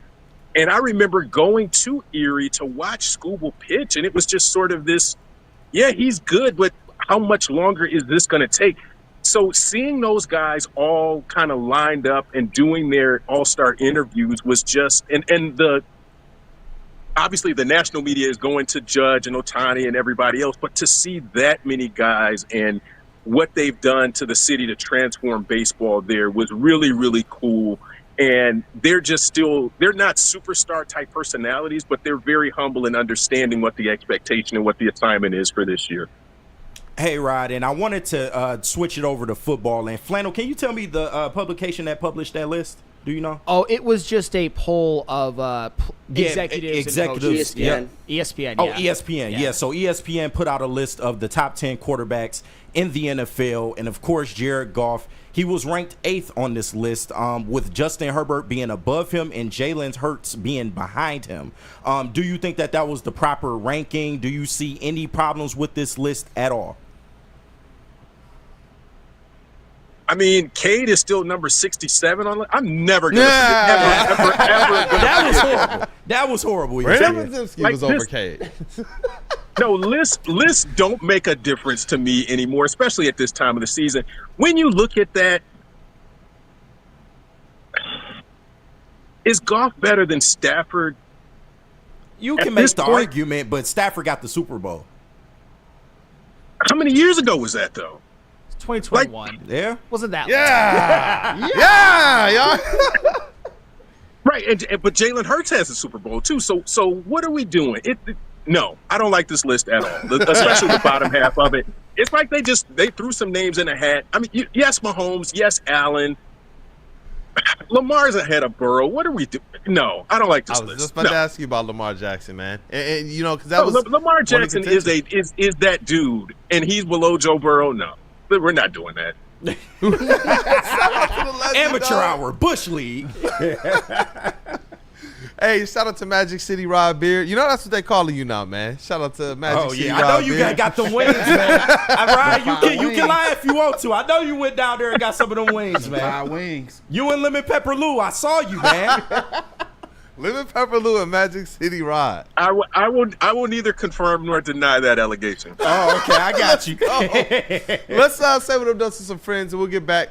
Because we got to talk about Ron Holland, Summer League Pistons. Oh, man. And we got some Swisher Break questions. G-League Kobe you talking about. Hey, you know what? G-League Kobe out there. We have an interesting ranking here, man. Shout out to Pistons Jack, too, that we're going to put up here. And we're going to show you guys the top players from Summer League. So, shout out to the legend Detroit News Rod Beard. Still my Detroit News Rod Beard, but of the senior sports editor of the Atlanta Journal-Constitution. Who we saying what up though to JB? I got to tell them about Caesars, and then there's Planet Fitness. Let's go. So Caesars Sportsbook, the official sportsbook of us here at Woodward Sports. Scan that QR code on screen. Use code word Woodward 1000. Deposit up to $8,000. But all you have to do is place a minimum of a $20 bet. If it doesn't hit, Caesars will throw it right back into your account with no questions asked. Scan that QR code on screen. Use code word Woodward 1000. And you know what? Make some money tonight and use that money to get yourself a Planet Fitness membership. Hey, Planet Fitness. And hey, you don't even need a membership if you're a teen between the ages of 14 through 19 this summer up until August 31st. It is part of the High School Summer Pass program in which you could work out for free all summer long. And hey, if you're a member, keep enjoying all the low prices and the amenities. If you're looking for a gym, no place better to go than Planet Fitness. $15 a month for the basic membership, $24.99 for the black card. You can't beat it. It's Planet Fitness, where your fitness is essential. Essential. Walk into any Lady Jane's Haircuts for Men today. Open 7 days a week. Sit back, relax, and enjoy precision haircut, scalp massage, hot leather neck shave, and hot towel treatment from one of our talented stylists. Step up your game this season and take advantage of our $20 haircut special. Scan the QR code and get your coupon today. Lady Jane's Haircuts for Men, the ultimate haircut experience. Open 7 days a week. Walk-ins always welcome. Lady Jane's Haircuts for Men. It's wicked awesome. No one gives away more cash and prizes than Woodward Sports. You don't believe us? Here's our latest $10,000 winner. You know, you guys posted, hey, if you guess all this stuff right, we'll give it's $10,000. I'm like, okay, well, why the hell not? And the winning doesn't stop there. How about our Outkick Your Coverage winner? I think you won. We got This guy's got a hot girl. Bigger prizes, bigger giveaways, cash, merch, tickets, and more. All from the biggest sports network in Detroit. No one does it bigger and better than Woodward Sports. Make sure you're following, liking, subscribing on Instagram, Facebook, X, and YouTube for your chances to share in the winning. From Detroit's #1 sports network, Woodward Sports. Big injuries, big news. Twice a week, Dr. Jeff Pierce from Michigan Sports and Spine joins Woodward Sports Network for the Injury Insider Report. Big D Energy Tuesdays at noon, and Ermanni and Edwards with Maz Thursdays at 3:30. Get expert analysis and in-depth breakdowns on the latest sports injuries from the man trusted by top athletes in the community, like D-Mac. Whether it's the Lions, Pistons, Tigers, or Red Wings, Dr. Pierce talks us through it all. Don't miss the Injury Insider Report with Dr. Jeff Pierce, your go-to source for understanding the impact of injuries on the games and players we love. Only on Woodward Sports Network. Scan the QR code on the screen or go to MichiganSportsandSpine.com to see if Dr. Jeff Pierce can help you. Woodward Avenue, the first paved road in America. Woodward Sports, the first sports network born in Detroit and made for Detroit. Attention sports fans, don't miss out on expert sports injury insights with Dr. Jeff Pierce of Michigan Sports and Spine. Join Dr. Pierce every Tuesday during Big D Energy and every Thursday during Ermanni and Edwards, where he offers top-notch injury advice. So, guys, you want to trust the guy that DMAC does, because Dr. Jeff Pierce is here to keep you in the game, performing at your best, and maybe you find out what the secret sauce is. For more information, visit MichiganSportsandSpine.com or call 248-426-9944. And if you've got a crisis, let Vin point the way. Step 1, verify with details and photos. Step 2, engage your attorney. Step 3, notify your insurance provider. Get justice with Vin. Vin Johnson Law. We are back. It is Wake Up Woodward. Now, as we've done every single Wednesday of the show, I think there might we've done Woodward Pistons every single one. Rod might have only missed like one or two of these things, man. You talk about consistency. And it's been some of the best, in my opinion. I might be biased here, but some of the best Pistons conversations that you're going to be able to get around. Man, what? This is the best in the city, if you ask me. Some numbers, you know, the numbers back it up too. You know, so I leave that up to Flannel though to verify and everything. But shout out to Rod Beard, because the numbers also state that he is an absolute legend. Yeah. The amount of people that continue to talk about what he's done for their career, who he's been for them, just even words and passing, and he just didn't know. Even Jeff.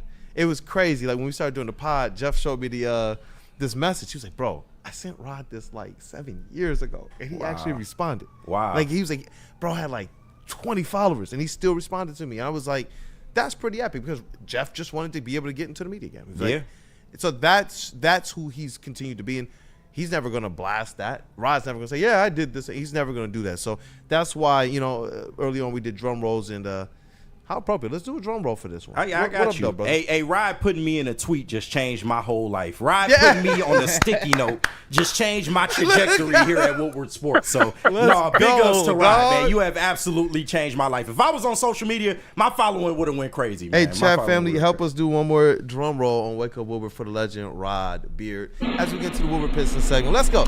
Hey, yo. Shout out and welcome to the legend, for old time's sake, Detroit News, Rod Beard. What up, though, brother? Take it away with Rod's thoughts, and then we got to hear from JB Bickerstaff, who is a coach of coaches, bro. I'm just going to look at Summer League and the way that we talk about stuff that Cooper Flagg and Bronny James and Pete, they just wanted to hype up Bronny as much as they could. And it's like, it's not there. Don't try to synthetically create some hype for Bronny. Even if it were. But this is his second year, and this is Cooper Flagg's first. Let's not make Bronny his dad, and even just no. I feel you. This is the NBA, and this is what we know. I feel you, but he has improved though. Like he's improved a little bit. Everybody improves from year 1 to year 2. Bro. Not everybody. You mean LeBron's not a terrible father for getting him drafted? Whoa. Sorry, I'm passionate he's about a player. He's a player in the league. He is not the savior of anything. And how appropriate at the end of that game that he's going for the hero winner and missed. It's like, there we go. There we go.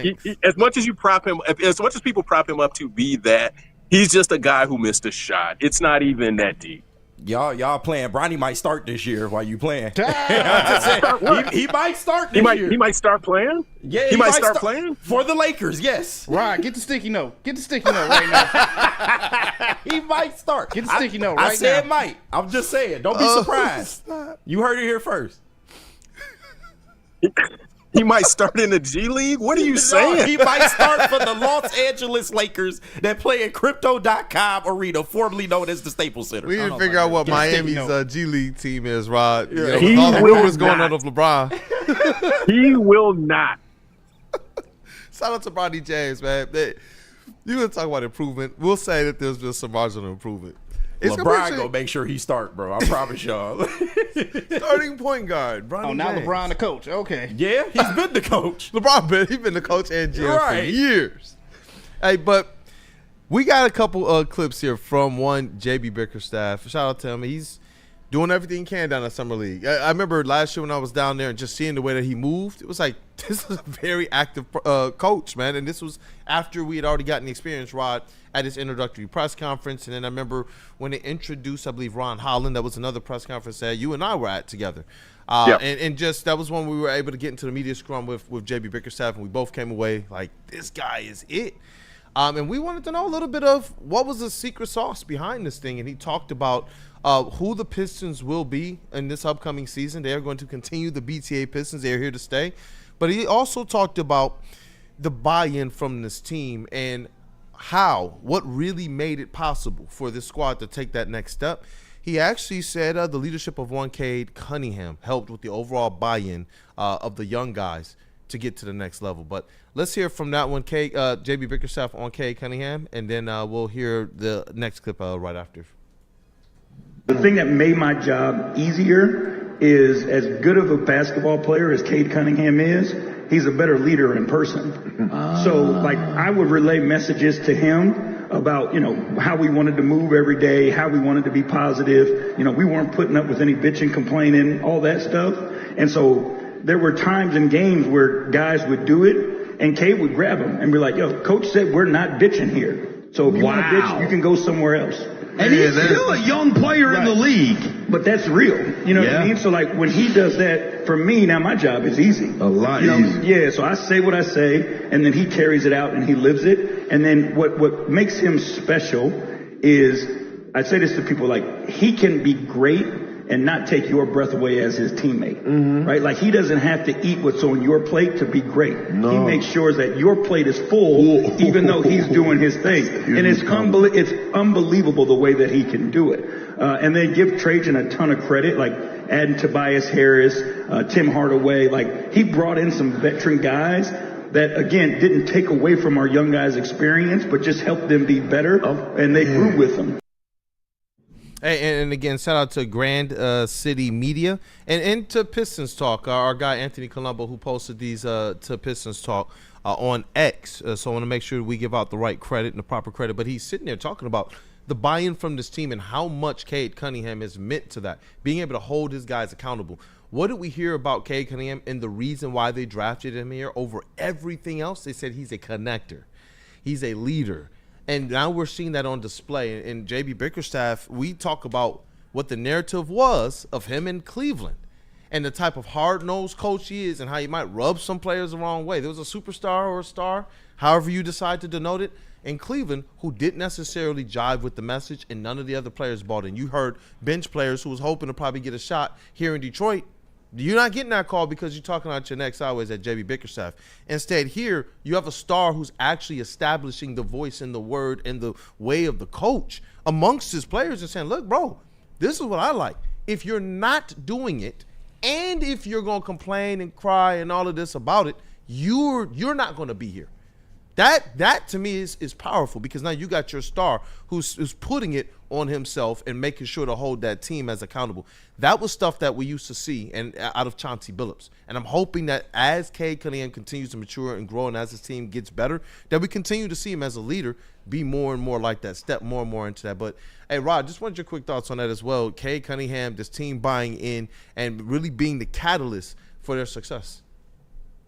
I go back to Cade's first couple of years, A, when he was injured, but B, when the team was losing at a historic clip, that he didn't point the finger. He didn't blame anybody else. He said he had to play better. He had to do more. Yeah. But the leadership is evolving now where he's holding people. And he didn't say somebody else has to be accountable. This is on Isaiah Stewart or anybody else. He pointed to himself and said, I've got to play better. I got to do better. And even in this iteration, it's I've got to reduce my turnovers. But it is, he's used to winning, and the losing, you could see how much it impacted him in those first couple of years, that he didn't say anything bad, but you could tell inside he was just seething and burning that he wanted to win. And this season is the validation of all of that, that you don't have to go around and say, this team sucks. The front office needs to do something. We've just got to go get some better players. It wasn't anything like that. It was more, our time is coming. And now that it's here to some degree, you see that he's pointing at people, but it's not a go be better. It is, we're not going to bitch like that. We're not going to trip out and just go off the rails for what we're doing. we've got to stay together as a team and do this and bringing in those specific veterans. We said it from the very beginning. I like getting Tobias. I like getting Tim Hardaway and what they bring to the table here. And the mix is exactly right. And we saw the success of that in the growth of that locker room and on the court with them making the playoffs. All of the right moves. And this is Trajan Langdon. This is, and I will continue to say it, I don't care what people say on social media about this. This is Troy Weaver with the construction and getting the right players, the right young guys to be the nucleus of this team. He wasn't here to see it come to full fruition, but he said Cade is the guy. He could have gone Jalen Green. He could have gone Evan Mobley. He saw Cade as one of those guys who could be that connector, and the rest of that front office did too, that made this what it is right now. And you know what, Rod? Just as you were talking there, you jogged something for me here. Remember when Jalen Duren stepped to the podium and said, yeah, I've been playing like some softish, and then we dug around a little bit more and realized it wasn't just J.B. Bickerstaff who told him this, but we also wound up hearing that his teammates told him this too. And then what do you hear from J.B. Bickerstaff? Oh, we say what the deal is, and then Cade goes and enforces this stuff with his teammates. So I 100% believe that these players – not just the coaches, these players are taking leadership upon themselves. And it's not just that you have players like Cade that are willing to speak up, but that you have players that are willing to listen, bro, and get better. Not catch feelings and just say, you know what? And J.B. Bickerstaff talked about the fact that they went through so much losing that he just saw sponges that were ready to win, not people who were coming in with preconceived notions, not people that are coming in with egos. He said that this young nucleus and the vets that arrived, they just wanted to win. But let's see clip number 2 before we get into our Swisher break, because we got some interesting questions today. And this one is on J.B. Bickerstaff talking about the establishment of and the continuing of the BTA Pistons. To be honest with you, Detroit is awesome. The guys that I get to work with, like the things that they went through last year gave me an opportunity to coach them in a way, where they were just open to everything, right? Because they didn't want to go through the struggles that they went through the year before. So they bought in, they were sponges, the talent was there. They just needed the belief that they could, right? And to find a way to do it different than everybody else. And that's the thing, like, we're going to beat your ass. Excuse me if I can say that. We like that. We love it. Every single night that you come play us, you're going to be in for a dogfight. And there's some teams, whether it's the first quarter or the fourth quarter, they just don't want to do it enough. And that's the difference with our guys. It's like win or lose, we won the fight. Yep. And from that point, like that gave us an edge, that gave us confidence that we could, and they embraced it. Like they love that mentality. Bro, bring a tear to my eye, dog. You bring a tear to my eye. Did you hear him? He got on his Dan Campbell too. I don't care if you got one butt cheek and 3 toes. I will beat your ass. There you go. I got you. And that's what I'm saying. Like, it's not just about parroting it. It's about finding the way as a coach to have this as the imprint in the identity of your team, not just the motto. We see everybody say this stuff, but the Pistons were really about that, Rod. No, and I agree.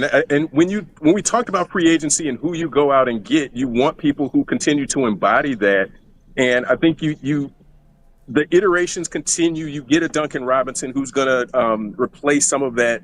And Karis LeVert, they're just kind of quiet assassins. They don't go out and make a bunch of noise about what they do. They just go do the work. So I think we're going to see some sort of continuation of that. But this is also in roster construction. You don't go get guys who are going to try to overshadow Cade. And it's really hard to overshadow Cade anyway because he goes about his business. He's a winner. He has a winning mentality. And you get guys that can just step in line and follow behind that. That's actually an interesting take, especially when you talk about roster construction. You have to get the right pieces that fit, especially with your budding superstar, I'm going to say, in Cade Cunningham. And one more thing before we get into Swisher break. Let's put up that graphic from Pistons Jack. And this is actually via Hoops Hype. It's Ron Holland and Dennis Jenkins, as well as Motor City Cruise player Tolu Smith and two-way player of the Pistons. They all rank in the top 10 performers at Summer League per Hoops Hype global rating metric. Hey, shout out to these guys. And this was before the third game. Ron Holland, he's not going to go to anywhere as it relates to these rankings. He's been one of your best players in all of Summer League. And you see him, he sits there as the number 2 player. And Dennis Jenkins, the number 4 player. He tailed off a little bit more of a pedestrian game or mild game against the Timberwolves. But you see what he did in those first 2 games and everything that's gotten people excited. So want to be able to put that up there. Any words on Summer League? I know we got some questions in Swisher Break that pertain to it. Yeah, you absolutely cook with these We'll questions. get into that then. Yeah. Let's get into Swisher Break. It's not official till you put up that graphic, Mr. MVP. Oh, I got you. I need it. Let's go. Like a fresh pack. Let's go. Fresh pack, man. Let's rip the seal off of that, man. Y'all know what Swisher Brick is. We will present a scenario, and then you tell us whether it's a swish or whether it's a brick. Kool-Aid absolutely cooked with these. I'm not going to add anything to it. So let's get started, man. My boy, Summer League Kobe, a.k.a. Ron Holland, outside shooting is improved.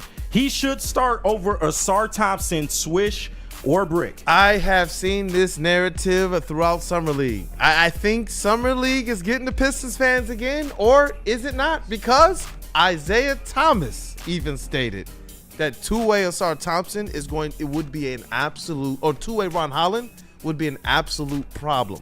People are seeing improvements in the Summer League from three-point shooting, but what say ye? If the three-point shooting is improved, Brick. I have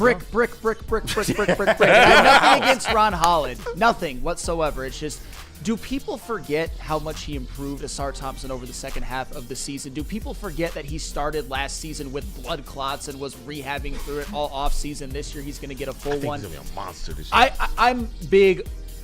I don't know if it's a bold prediction. Asar Thompson, first team all defense, and averages at least 13 to 14 points a game. Maybe 7 rebounds. I like that, actually. I like that a lot. Put it on a sticky note. Yeah. What up, though, JB Smooth? Did you want to go to Justin and Haley first, or? How you guys doing over there? Justin looks a he's little on the phone. No, I'm doing good. I think that this is a little too quick to the gun. I think that we got to see it in the preseason. You got to see it in the regular season. You got to see that level of consistency stay with his shooting. And then I think there's a debate, but I still think that Asar is a way better defender than Ron Holland at this point. Oh, yeah. And that is so valuable next to Kay Cunningham. Yeah, so that he can reduce the defensive usage rate of Cade. That was one of the things that they stated, and Rob, we covered this a couple years ago. That was the purpose of Asar Thompson, to reduce the usage defensively of Cade. What up, though, intern Haley? Yeah, Asar is a better defender. Like I said a couple weeks ago, he needs to get a shot, but still better than, I don't even know who was the other one. Ron Holland. Still better than him. Better than everybody. Yeah. What up, though, JB Smooth? You know what? I think I agree with you guys. It's probably a little too soon for this, but you know what? Fuck it. I'm gonna go for it. Give me Ron to start. It's either sink or swim. You might like this one. 8-411 says start Holland over Tobias Harris. Yes. Is that your burner? That's your burner, JB. Holland and Asar in a starting lineup together, though, I don't know how I feel about that right now. Yeah, not just yet. I don't know how I feel. One of them got to learn how to shoot. How many times I done told you, Kool-Aid? One of them I gotta looked learn how around to the shoot. room. All of us are doing this. Yeah, dog. I absolutely love Ron Holland. I love what he's doing right now. Like I said, he is the Summer League Kobe. That shot does look improved, but he's just not ready yet. Asar Thompson brings way too much defensively to the table. Although I do feel like Ron Holland's learning curve offensively, it'll be a little bit quicker than Asar's, because Asar's, there are some things mechanically that you still got to fix. But overall, Asar is still the starter on this team. Yeah. He's done way too much good. But Ron Holland should see an uptick in usage, though. I do agree with that. Yeah. Maybe get him up to 20 minutes a game, see what he's working with. You know, I like that. I like that. Stu and Ron coming off the bench together. Shout out to Spencer, the heavyweights. He said, look, if you're going to fight people, you need Stu and Holland off the bench together at the center. And I was going to say, I do. You remember this. We've been saying this. I wanted Isaiah Stewart to be the Tasmanian Devil off on defense. Lower the minutes and just increase the overall efficiency and usage of an Isaiah Stewart. And look what it did this last year. It worked finally. Rod, we've cried this from this platform for 2.5 years. I think the same thing happens with Ron Holland, bro. I think Rod's frozen. Shout out to I was just trying to take advantage of the fact that he was happy with everything that I was stating, so I was just gonna go with it. Man. Yeah, he just froze. Thank you for ruining my dream, KG. I'm sorry, man. But let's get to the next question, and we'll try and get the legend on before we wrap up that question. No, absolutely. I love this. I'm gonna skip the line. I love this next question, man. Which trio is the Swish and which trio is the Brick? Jaden Ivey, Duncan Robinson, and Karis LeVert, or Malik Beasley, Dennis Schroeder, and Tim Hardaway Jr.? Which group is the Swish and which group is the Brick? If you listen to Trajan Langdon, he states they got better. And he believes they got bigger with the additions. That is Trajan Langdon. He says if the team is going to be better overall, ultimately he believes that process is going to be decided by what the young players do to improve. But he does believe with the additions they brought in, one of the things they wanted to do was to get bigger. They did not want to get smaller with those wings or stay the same, which is why I think Malik Monk found himself kind of on the outside of what the Pistons' plans was moving forward. But I see you thinking over there, Flannel. I see you. What say you? Jaden, Duncan, and Karis LeVert are the Swish to me, and I'm not just saying it because it's what we have now. You actually surprised me. Really? Yeah, I thought you were going to go the other way. No, I mean, I'm intrigued by people think I hate Jaden Ivey. I just think a portion of his stands are literal psychopaths. But that's beside the point. I do think Jaden Ivey is the best overall player of the six. And when it comes to Duncan Robinson, I think he'll be an approximation of Malik Beasley, what he was in the regular season, and he'll be better than in the playoffs. And Karis LeVert, I've said it before and I'll say it again. We know what he could potentially do leading the bench unit as an on-ball scorer and facilitating. He's better at catch and shoot threes than you think, at least at times during his career. Give me the trio going into this year. Let's go! Yes. I agree with you 100% on that. Hey, Haley, what's your feeling about this one? I was going to agree with that as well. Let's go. I think Karis LeVert has a lot of potential, and then I also think Duncan Robinson is going to be a great complementary player for Ivy and then also Cunningham. What up, though, JB? Give me Group A with this one. Karis LeVert, Duncan, and Ivy. I mean, you already know what Duncan and LeVert can do on the court.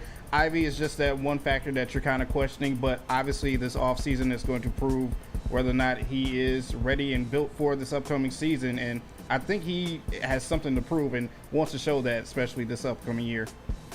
And KG, read the question one more time so Rod can hear it before you give your answer, and then we'll go to the legend. All right, Rod. Which trio is the Swish and which trio is the Brick? Jaden Ivey, Duncan Robinson, and Karis LeVert, or Malik Beasley, Dennis Schroeder, and Tim Hardaway Hold your answer Jr. until after KG.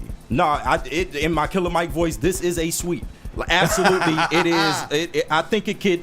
We still got to see it. Like, we actually saw what Malik Beasley, Dennis Schroeder, and Tim Hardaway Jr. was able to do. But I think the potential of Karis LeVert and Duncan Robinson. No, really, right? For real? All right. Well, anyway. No, but I really do feel like they have the potential to be better, man. I think you upgraded your bench by adding a Duncan Robinson and a Karis LeVert. And I get it with Karis LeVert. You know, he's not the scorer he once was. He dealt with some injuries, but he's still a very, very prolific player. He can go out there. He can get you a bucket consistently. He knows how to drive the lane. He's not horrible on defense. And Duncan Robinson, all-time Heat leading three-point shooter, he's going to fit in just fine. He may not give you exactly what Malik Beasley gave you, but you're not losing much by adding Duncan Robinson instead of that. I've famously said he is the white Malik Beasley. So look, the faces were getting more positive until then. Where are my post-it notes? Rod, is it really that crazy? Is it really that crazy, white though? Malik Beasley? He is the white Malik. They the same player. How are they different, Rod? They are the same exact player, except one's been in one place for his whole career. Duncan, he is the white swag Malik level. The swag level on Duncan Robinson is like a 4. Malik was like a 12. Oh, who Yeah, cares? but Malik was in debt. That's why How many his swag shimmy was through the meals? How roof. many He shimmy ain't meals paying Duncan people Robinson back. selling? Huh? You said How what? many shimmy meals is Duncan Robinson selling? It don't matter, bro. For one, he's a Michigan man, so we're not gonna do that, bro. He is a hometown Well, yeah, kid. there's that. We're not gonna do that. And secondly, he had all that swag because he owed the people a lot of money. Wait. He out here taking favors Hold on. and not paying them back. Where was the Michigan man energy for Jordan Poole the other day? No, but on. Jordan Poole is a different story, all right? Jordan Poole, he hasn't been the same since Draymond knocked his ass out. He lost his powers in that punch. I People swear to God. defending that nonsense, Hey, insane. I'm just being real. Draymond gets away with everything. He's a Hall of Famer, goddammit. That's why he get away with everything. Thank you, Spinny. Appreciate what Jordan Poole brought to that team. He did. But what did he do after that? Now he's a. Sorry, Rod. We got off. We got. Kind of in off Washington, ain't no It's water all in that good. pool in Washington. But go ahead, Rod. My bad. What's your answer? What say you, Rod? Swisher Brick. But based on what? I mean, you know what? We're going with the Michigan guys on this because just off the strength. But Duncan Robinson is he's the white Malik Beasley. Yes. There's Spider-Man memes pointing at each other. Duncan Robinson and Malik Beasley. Tell me how they different. They the same archetype, same play style. Like, tell me how they different. Duncan Robinson is like 6'6", right? 6'7". Yeah. Okay. I mean, I do think Duncan Robinson might break Malik's 3-point record this year if he's used in a similar way. If they find him, with me. All right, Rod. All right. You go ahead. I'm gonna use different words. And I'm not gonna end up on somebody's Post-it note at the I'm end about of to it. get the Post-it notes, dog. Yeah, no, I'm gonna say that's the swish. I think there will be just the play creation that LeVert is gonna bring and the ability for Duncan. There's a world where he could start. There is a world. I don't necessarily like it, but if you say you want that 3-point shooting next to Cade and next to that starting lineup, I wouldn't be mad at it. But I agree. And Rod, just to piggyback on that point, isn't that why Tim Hardaway Jr. got some run last year? When you looked at how things were shaping up, at some points in times, I thought, well, he's just a stopgap. And then as players got healthy, as trades happened, it continued to be Tim Hardaway Jr. as the starter. I wouldn't be surprised. I wouldn't be shocked, let me say that, if Duncan Robinson found himself in his starting lineup. I wouldn't. Well, Tim Hardaway started because Jaden Ivey was injured for quite a bit of it. But with him back, I can see where you would say Duncan should start in some cases. But Asar, if you want that defensive presence, I think you got to have Asar in that starting lineup too. But I can't see Duncan starting over Tobias. I don't think that's going to happen. No, especially not in the last year of $26 million. You want that contract to look as valuable as possible, either on your roster or at that trade deadline.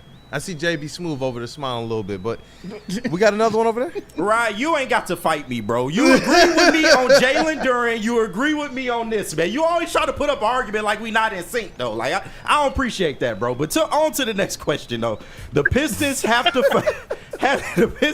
to find space at least 10 minutes per game for Dennis Jenkins this season. Swish or brick? I put this one on there for my guy KG. That's on your boy. No, I that's put on this your boy. one. I wrote this question. This became a point of contention, or at least a conversation on a previous show. Dennis Jenkins showing out in Summer League. Dennis Jenkins showed out in the G League last year. Two-way player of the Pistons. There's some people who believe since the Pistons didn't do a whole lot to address backup point guard, that Dennis Jenkins deserves a shot based off of what they've seen so far. Flannel Sam. Brick. Couldn't be more of a brick, with all due respect. And it's not because I don't like Dennis Jenkins and what he's brought to the Summer League, G League. I think he's a great story. He could get some minutes, but have to find 10 minutes for him? Absolutely not. This isn't a Make-A-Wish program. And I'm not saying that's Dennis Jenkins. I'm just saying when you're an undrafted player, when you have to scratch and crawl through the G League, through the Summer League and whatnot, you might just be the odd man out. That's all I'm saying. So he might get some minutes, but do they have to? Absolutely not. Yeah, I think he's going to be at a disadvantage. We talked about the speed and the measurables at the NBA level. I think that those are very, very supremely underrated and underestimated. You see guys go to the G League and have crazy success, and you see him get to the NBA, and it's a completely different game. But intern Haley, that dude Justin, how you guys feeling about this one? Dennis Jenkins, he's been a top 5 player in Summer League. He tore up the G League. There's some fans out there who believe he deserves a shot. He deserves a little bit more time. What are you guys saying? The Pistons got to find 10 minutes a game for him next year? I don't know about 10 minutes a game. I know that he'll rotationally get into games because of the lack of bodies that go on between an NBA season through rest and through injuries. So I don't think it's out of the realm to say that he's going to get some minutes at some point in the year, but I wouldn't go so far to say that he's going to be getting 10 minutes a game. Which Make-A-Wish kid is the switch in the brick? Dennis Jenkins or Bronny James? Bronny greater than Dennis. No, that's a fact. Thank you. Oh, goodness. What up, though, intern Haley? I'm looking at stats right now. Jenkins scored 20 Get 'em. of his 23 points in the first half. Looking at his game against the Houston Rockets, scored 25 points and 6 assists. I don't know. 10 minutes, though? It's a bit much. This is a questionable question that I don't know if I can give you an answer to. So no swish or no brick. It's a turnover. That's a wedgie. Yeah, right. What up, though, JB Smooth? I like the turnover description as well too. Giving them 10 minutes, like, come on, you asking for a lot here. I feel like Flannel, this isn't a Make-A-Wish kid. This isn't That's Darko. hilarious. We're not doing this. I'm sorry, man. Right. That might have been a little disrespectful. Just What I a meant little was bit. you're not owed NBA minutes for being great in the Summer League and in the G League. It's a tale as old as time. But if he gets those minutes in the way that Justin said that he could through rest and just needing a minute eater out there, fine. Wouldn't put it past him. You saw it briefly last year. Yeah, and last year with the G League, because it's not, I don't think it's just based solely on Summer League performance. With the G League, he did make a first team, all-rookie team for them and some other teams as well. And he put up 21.2 points, 33.3 from behind the arc, 3.5 rebounds, 7.2 assists, 1.8 steals in 36 minutes. He had a heck of a season with the G League, man. So Yeah. he's not a, in my opinion, when you say just point blank that Bronny's better, he got to prove that to me first. Like, just straight up. That's We fair. talk about everything Dennis has done. I have to push back a little bit on the Make-A-Wish aspect. He is a product that when he has had the ball in his hands, it hasn't been a lot in the NBA. He's done what he's had to do. Finding 10 minutes a game for him, I think that might be a little aggressive, but a player who I believe can take the next step in his career, go from maybe a two-way player to being an end-of-rotation guy, I do believe Dennis Jenkins has that in his arsenal, and he's proven that. All he's done at each level he's been at is ball the frick out. No, that's a fact. That's all he's done. That's Whether a it's fact. at Houston, well, not Houston. Whether it's, sheesh, man, goodness, I forget where he played in college. But all he's done is balled out. St. John's. G League now. St. John's. St. John's. Everywhere, that's all he's done. So that's where I'm at with Dennis Jenkins, man. If he gets the time, I think he's going to do more of the same. Not necessarily ball out, but what you need from a point guard, what you need from facilitation, I think Dennis Jenkins can do something. But how you feeling about it? No, I do agree. Shout out to, the Motor City Cruise last year for having me. Every time that I saw Dennis Jenkins, he got better and better and better each time that I saw him. And listen, I famously said that there should be a conversation. I feel indifferent, just honestly. If JB Bickerstaff feels that it's right, then I would go with it. I wouldn't question it. But in limited NBA sample size that we've seen Dennis Jenkins, Kool-Aid brought this up, and shout out to you. His speed at the NBA level, we don't think it's the same speed that he has in the G League. And also his consistency offensively is something that you worry about. So 10 minutes a game, that's a stretch, because I think I would much rather Chaz Lanier get those minutes, just because he has a skill set that can benefit the Pistons right away. Like that three-point shooting that he displayed, I would much rather give those minutes to him. And Dennis will get some run. He'll get some burn. Yeah. But he is 6'4", man. He got some size. No, got some defensive chops, but he's not a defender. I forgot who said this in the chat the other day, but I want to see him in the Marcus Sasser role kind of this year. Not necessarily, maybe as many minutes as Marcus Sasser played, but, Marcus Sasser came in and was an energy player, was a spark plug for the Pistons. I want to see Dennis Jenkins in that role. But going forward, carving out 10 minutes, that's a bit much. I got to say brick on it. Rod Beard, what say ye? That was the first time I heard Marcus Sasser's name in this whole conversation. Is he still on the roster? Because we're trying to find minutes for Dennis Jenkins? Seriously. No, but there's just, it's a conversation, Rod, because Marcus Sasser, for as great as he is, the three ball is on point. He is a liability on defense, and, he's not a natural born playmaker, and that's what I kind of get worried about. I think Dennis is more natural playmaker than Marcus Sasser at this point. Yeah, better. He's more of a combo natural guard, Marcus Sasser. That instinctual facilitator. Yeah. I agree with that. No, 10 minutes? Nah. Can't do it. I feel you. Who's a more natural playmaker, Karis LeVert or Dennis Jenkins? That's the role that Karis is going to bring in that second unit to some degree with that. But if you want a couple minutes here or there, I don't know how deep this rotation is going to go, and you're talking 10 or 11 if you want to include Dennis Jenkins in any kind of significant role there.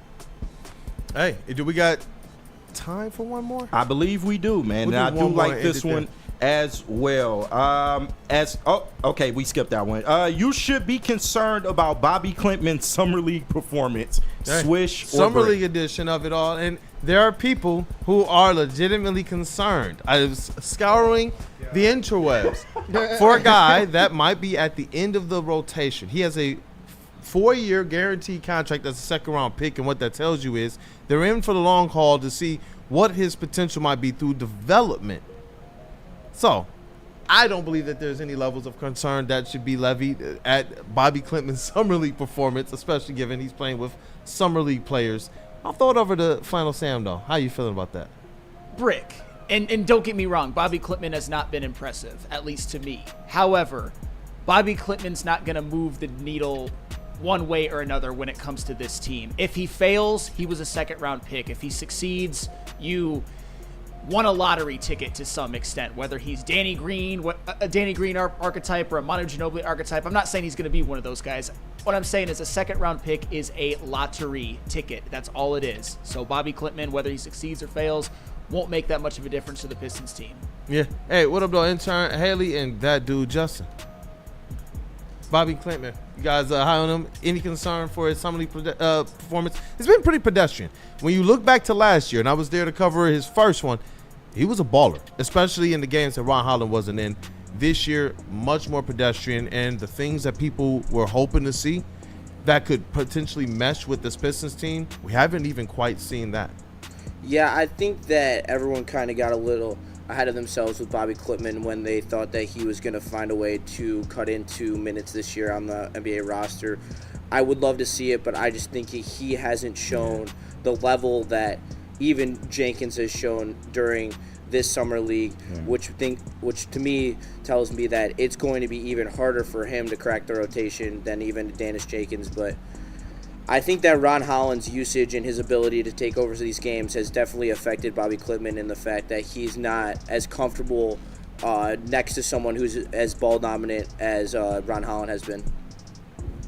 What up, intern Haley? With so many players that have so much potential and are really like showing up and showing out, trying to prove their spots, it kind of makes you question, like, is Klintman falling under? Yeah. And is he a necessary piece to our puzzle that we should be focusing on versus other prospects?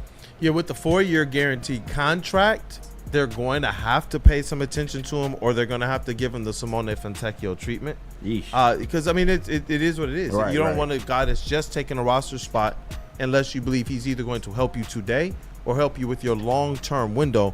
And if not, then those guys have to be valuable to you at least as it relates to creating the cap flexibility you need. Cade Cunningham is a $40 million a year player now. Yes, sir. Jaden Ivey and Jalen Duren, their contracts are going up next year if you retain them.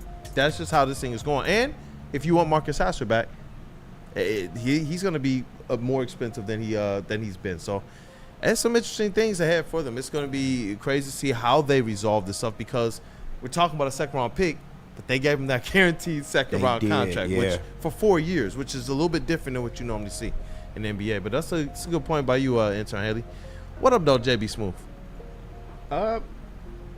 Bobby needs some work. Bobby needs some work. He needs some work. Not going to lie about that. I don't want to give up on him just yet, so it's a brick for me for right now, but he is going to have to work himself into getting into this Pistons rotation and lineup if he does make that leap. So it's a brick for right now. You sound a little sad over there, because I know that this was one of your outside chances of replacing Tobias Harris. Yeah.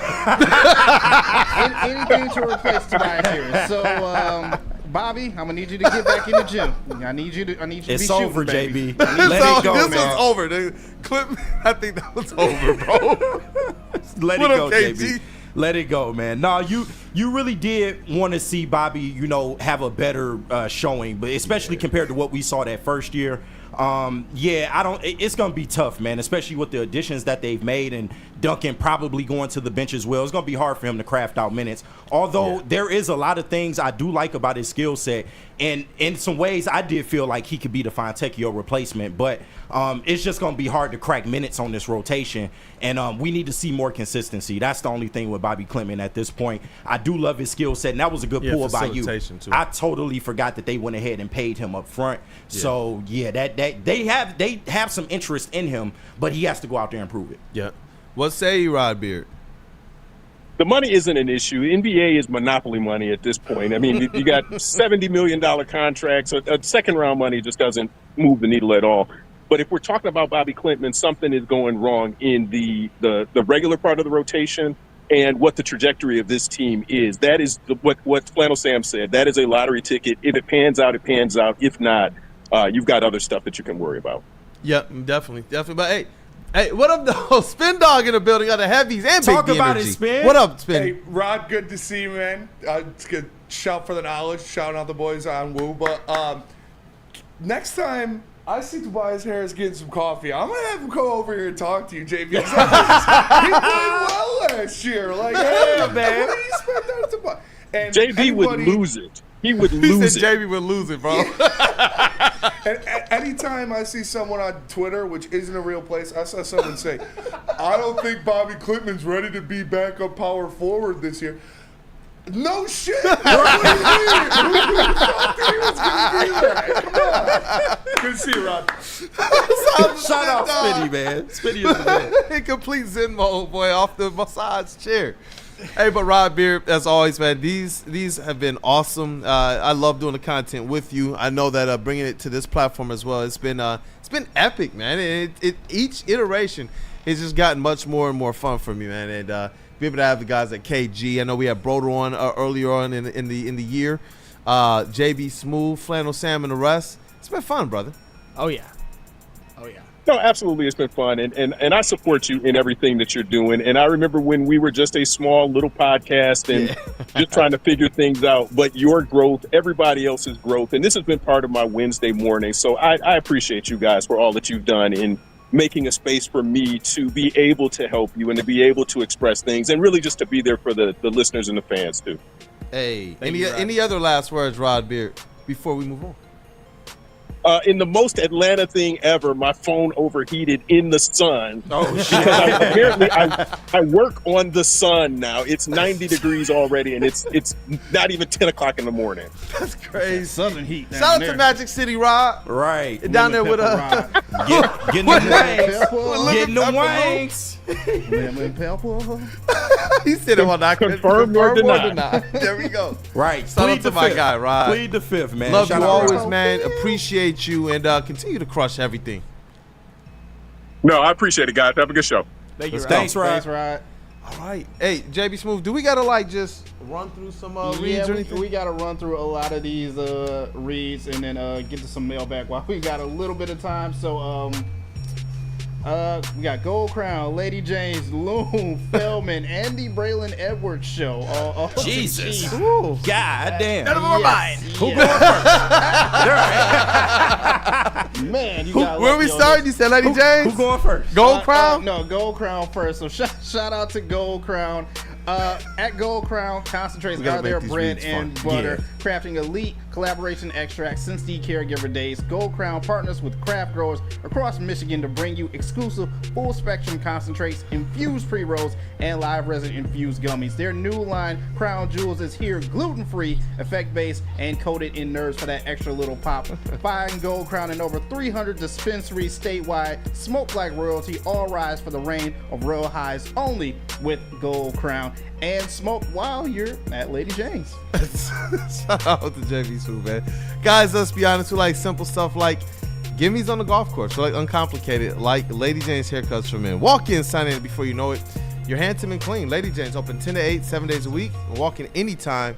It is wicked awesome. And then smoke after with Loom. Yeah, for all my people at home, put this on 2 times speed. But Loon Cannabis Co., man, but one of my favorite places, and they are coming with this drink buzzing, man. It is absolutely delicious. Watermelon, cherry, strawberry, or cool off with their 2 new flavors, raspberry lemonade and peach. Crack a can, take a sip, and catch a buzz. Available at Loon's 38 locations across the state. Use code WSN30 for 30% off your entire order, and you can get all of that by going to Loom.com. And after that, why not go get you a car, man? You high as hell, might as well buy a car anyway, man. So shout out to Feldman. Smoke and drive. Feldman Chevrolet is Michigan's #1 Chevy dealer with 5 locations here to serve you. Highland, New Hudson, Novi, Livonia, and Lansing. This month's specials include a 2025 Silverado 1500 Crew. You can lease that for $189 a month, or you can get the 2026 Equinox LT. You can lease that for $209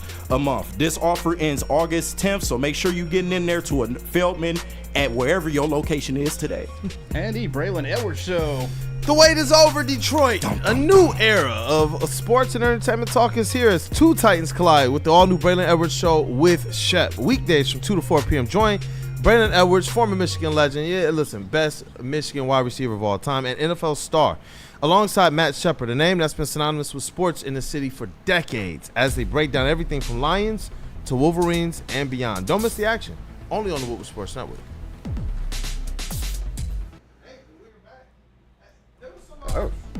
Yeah.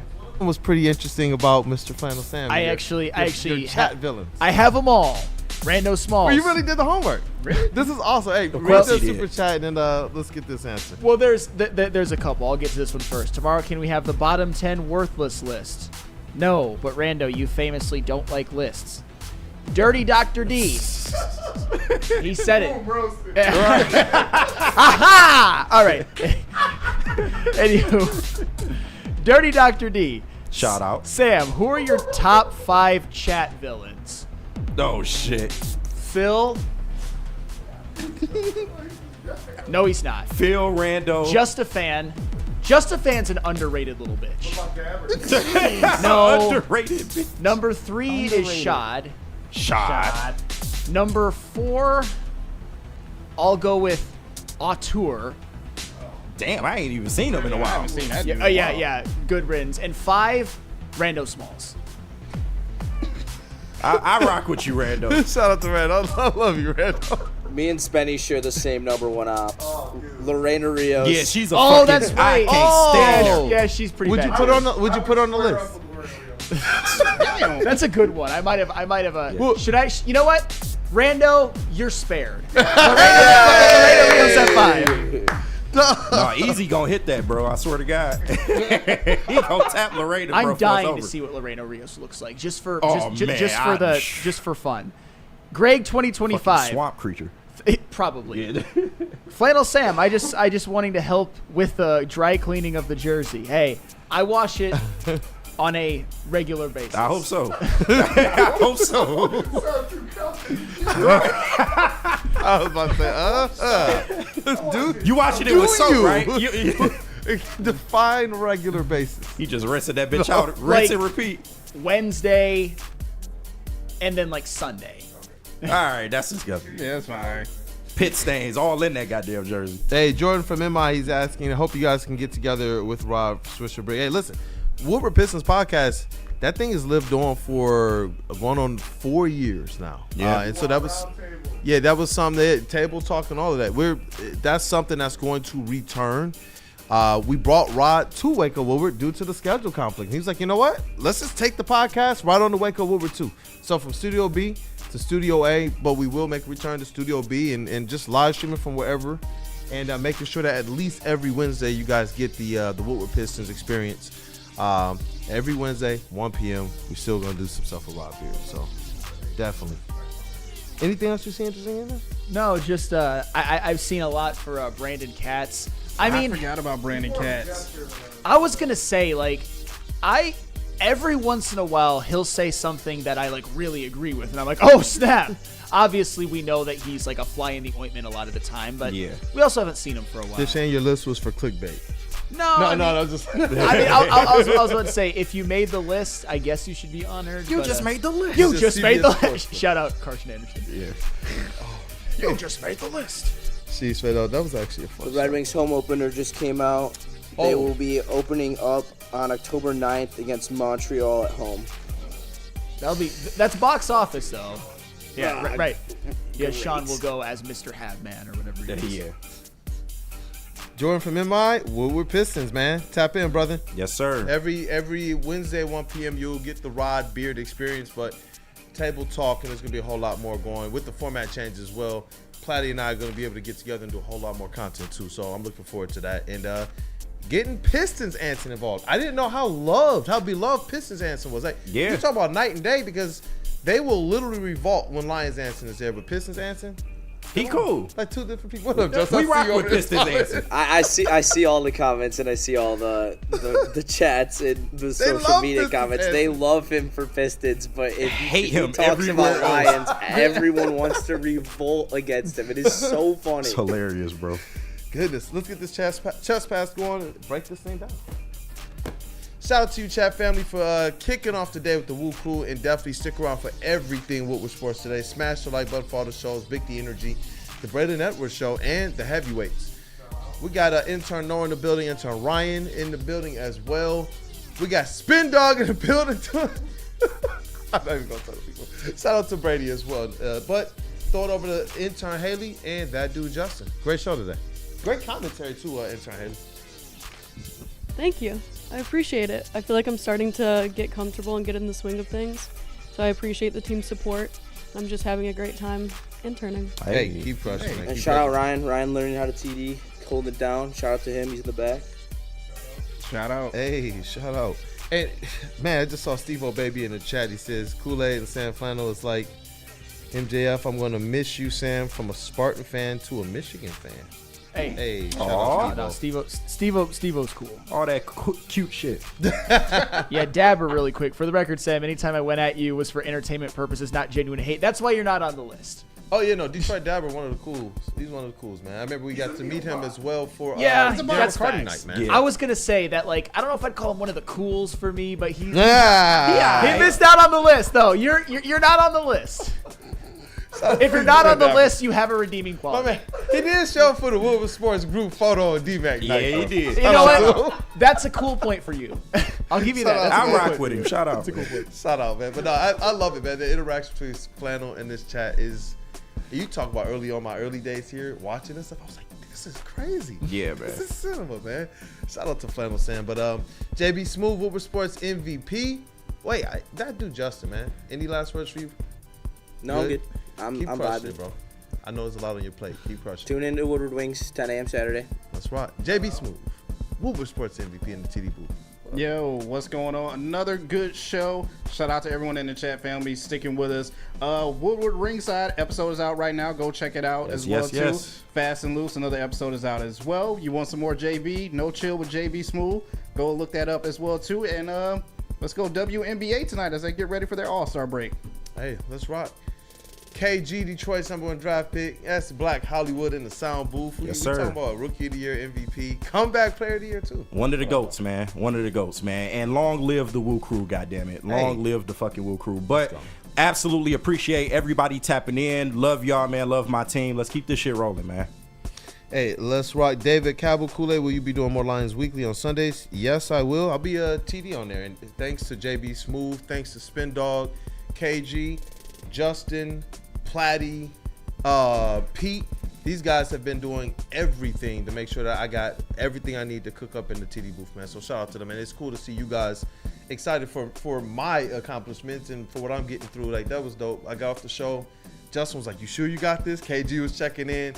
Spin Dog was checking in, and then after the show, Spinny was like, "Bro, you crushed it." That type of stuff. That's why this place is what it is. I can't speak enough to how happy we are that everything worked out like this, bro. Like, you absolutely need to be here and involved.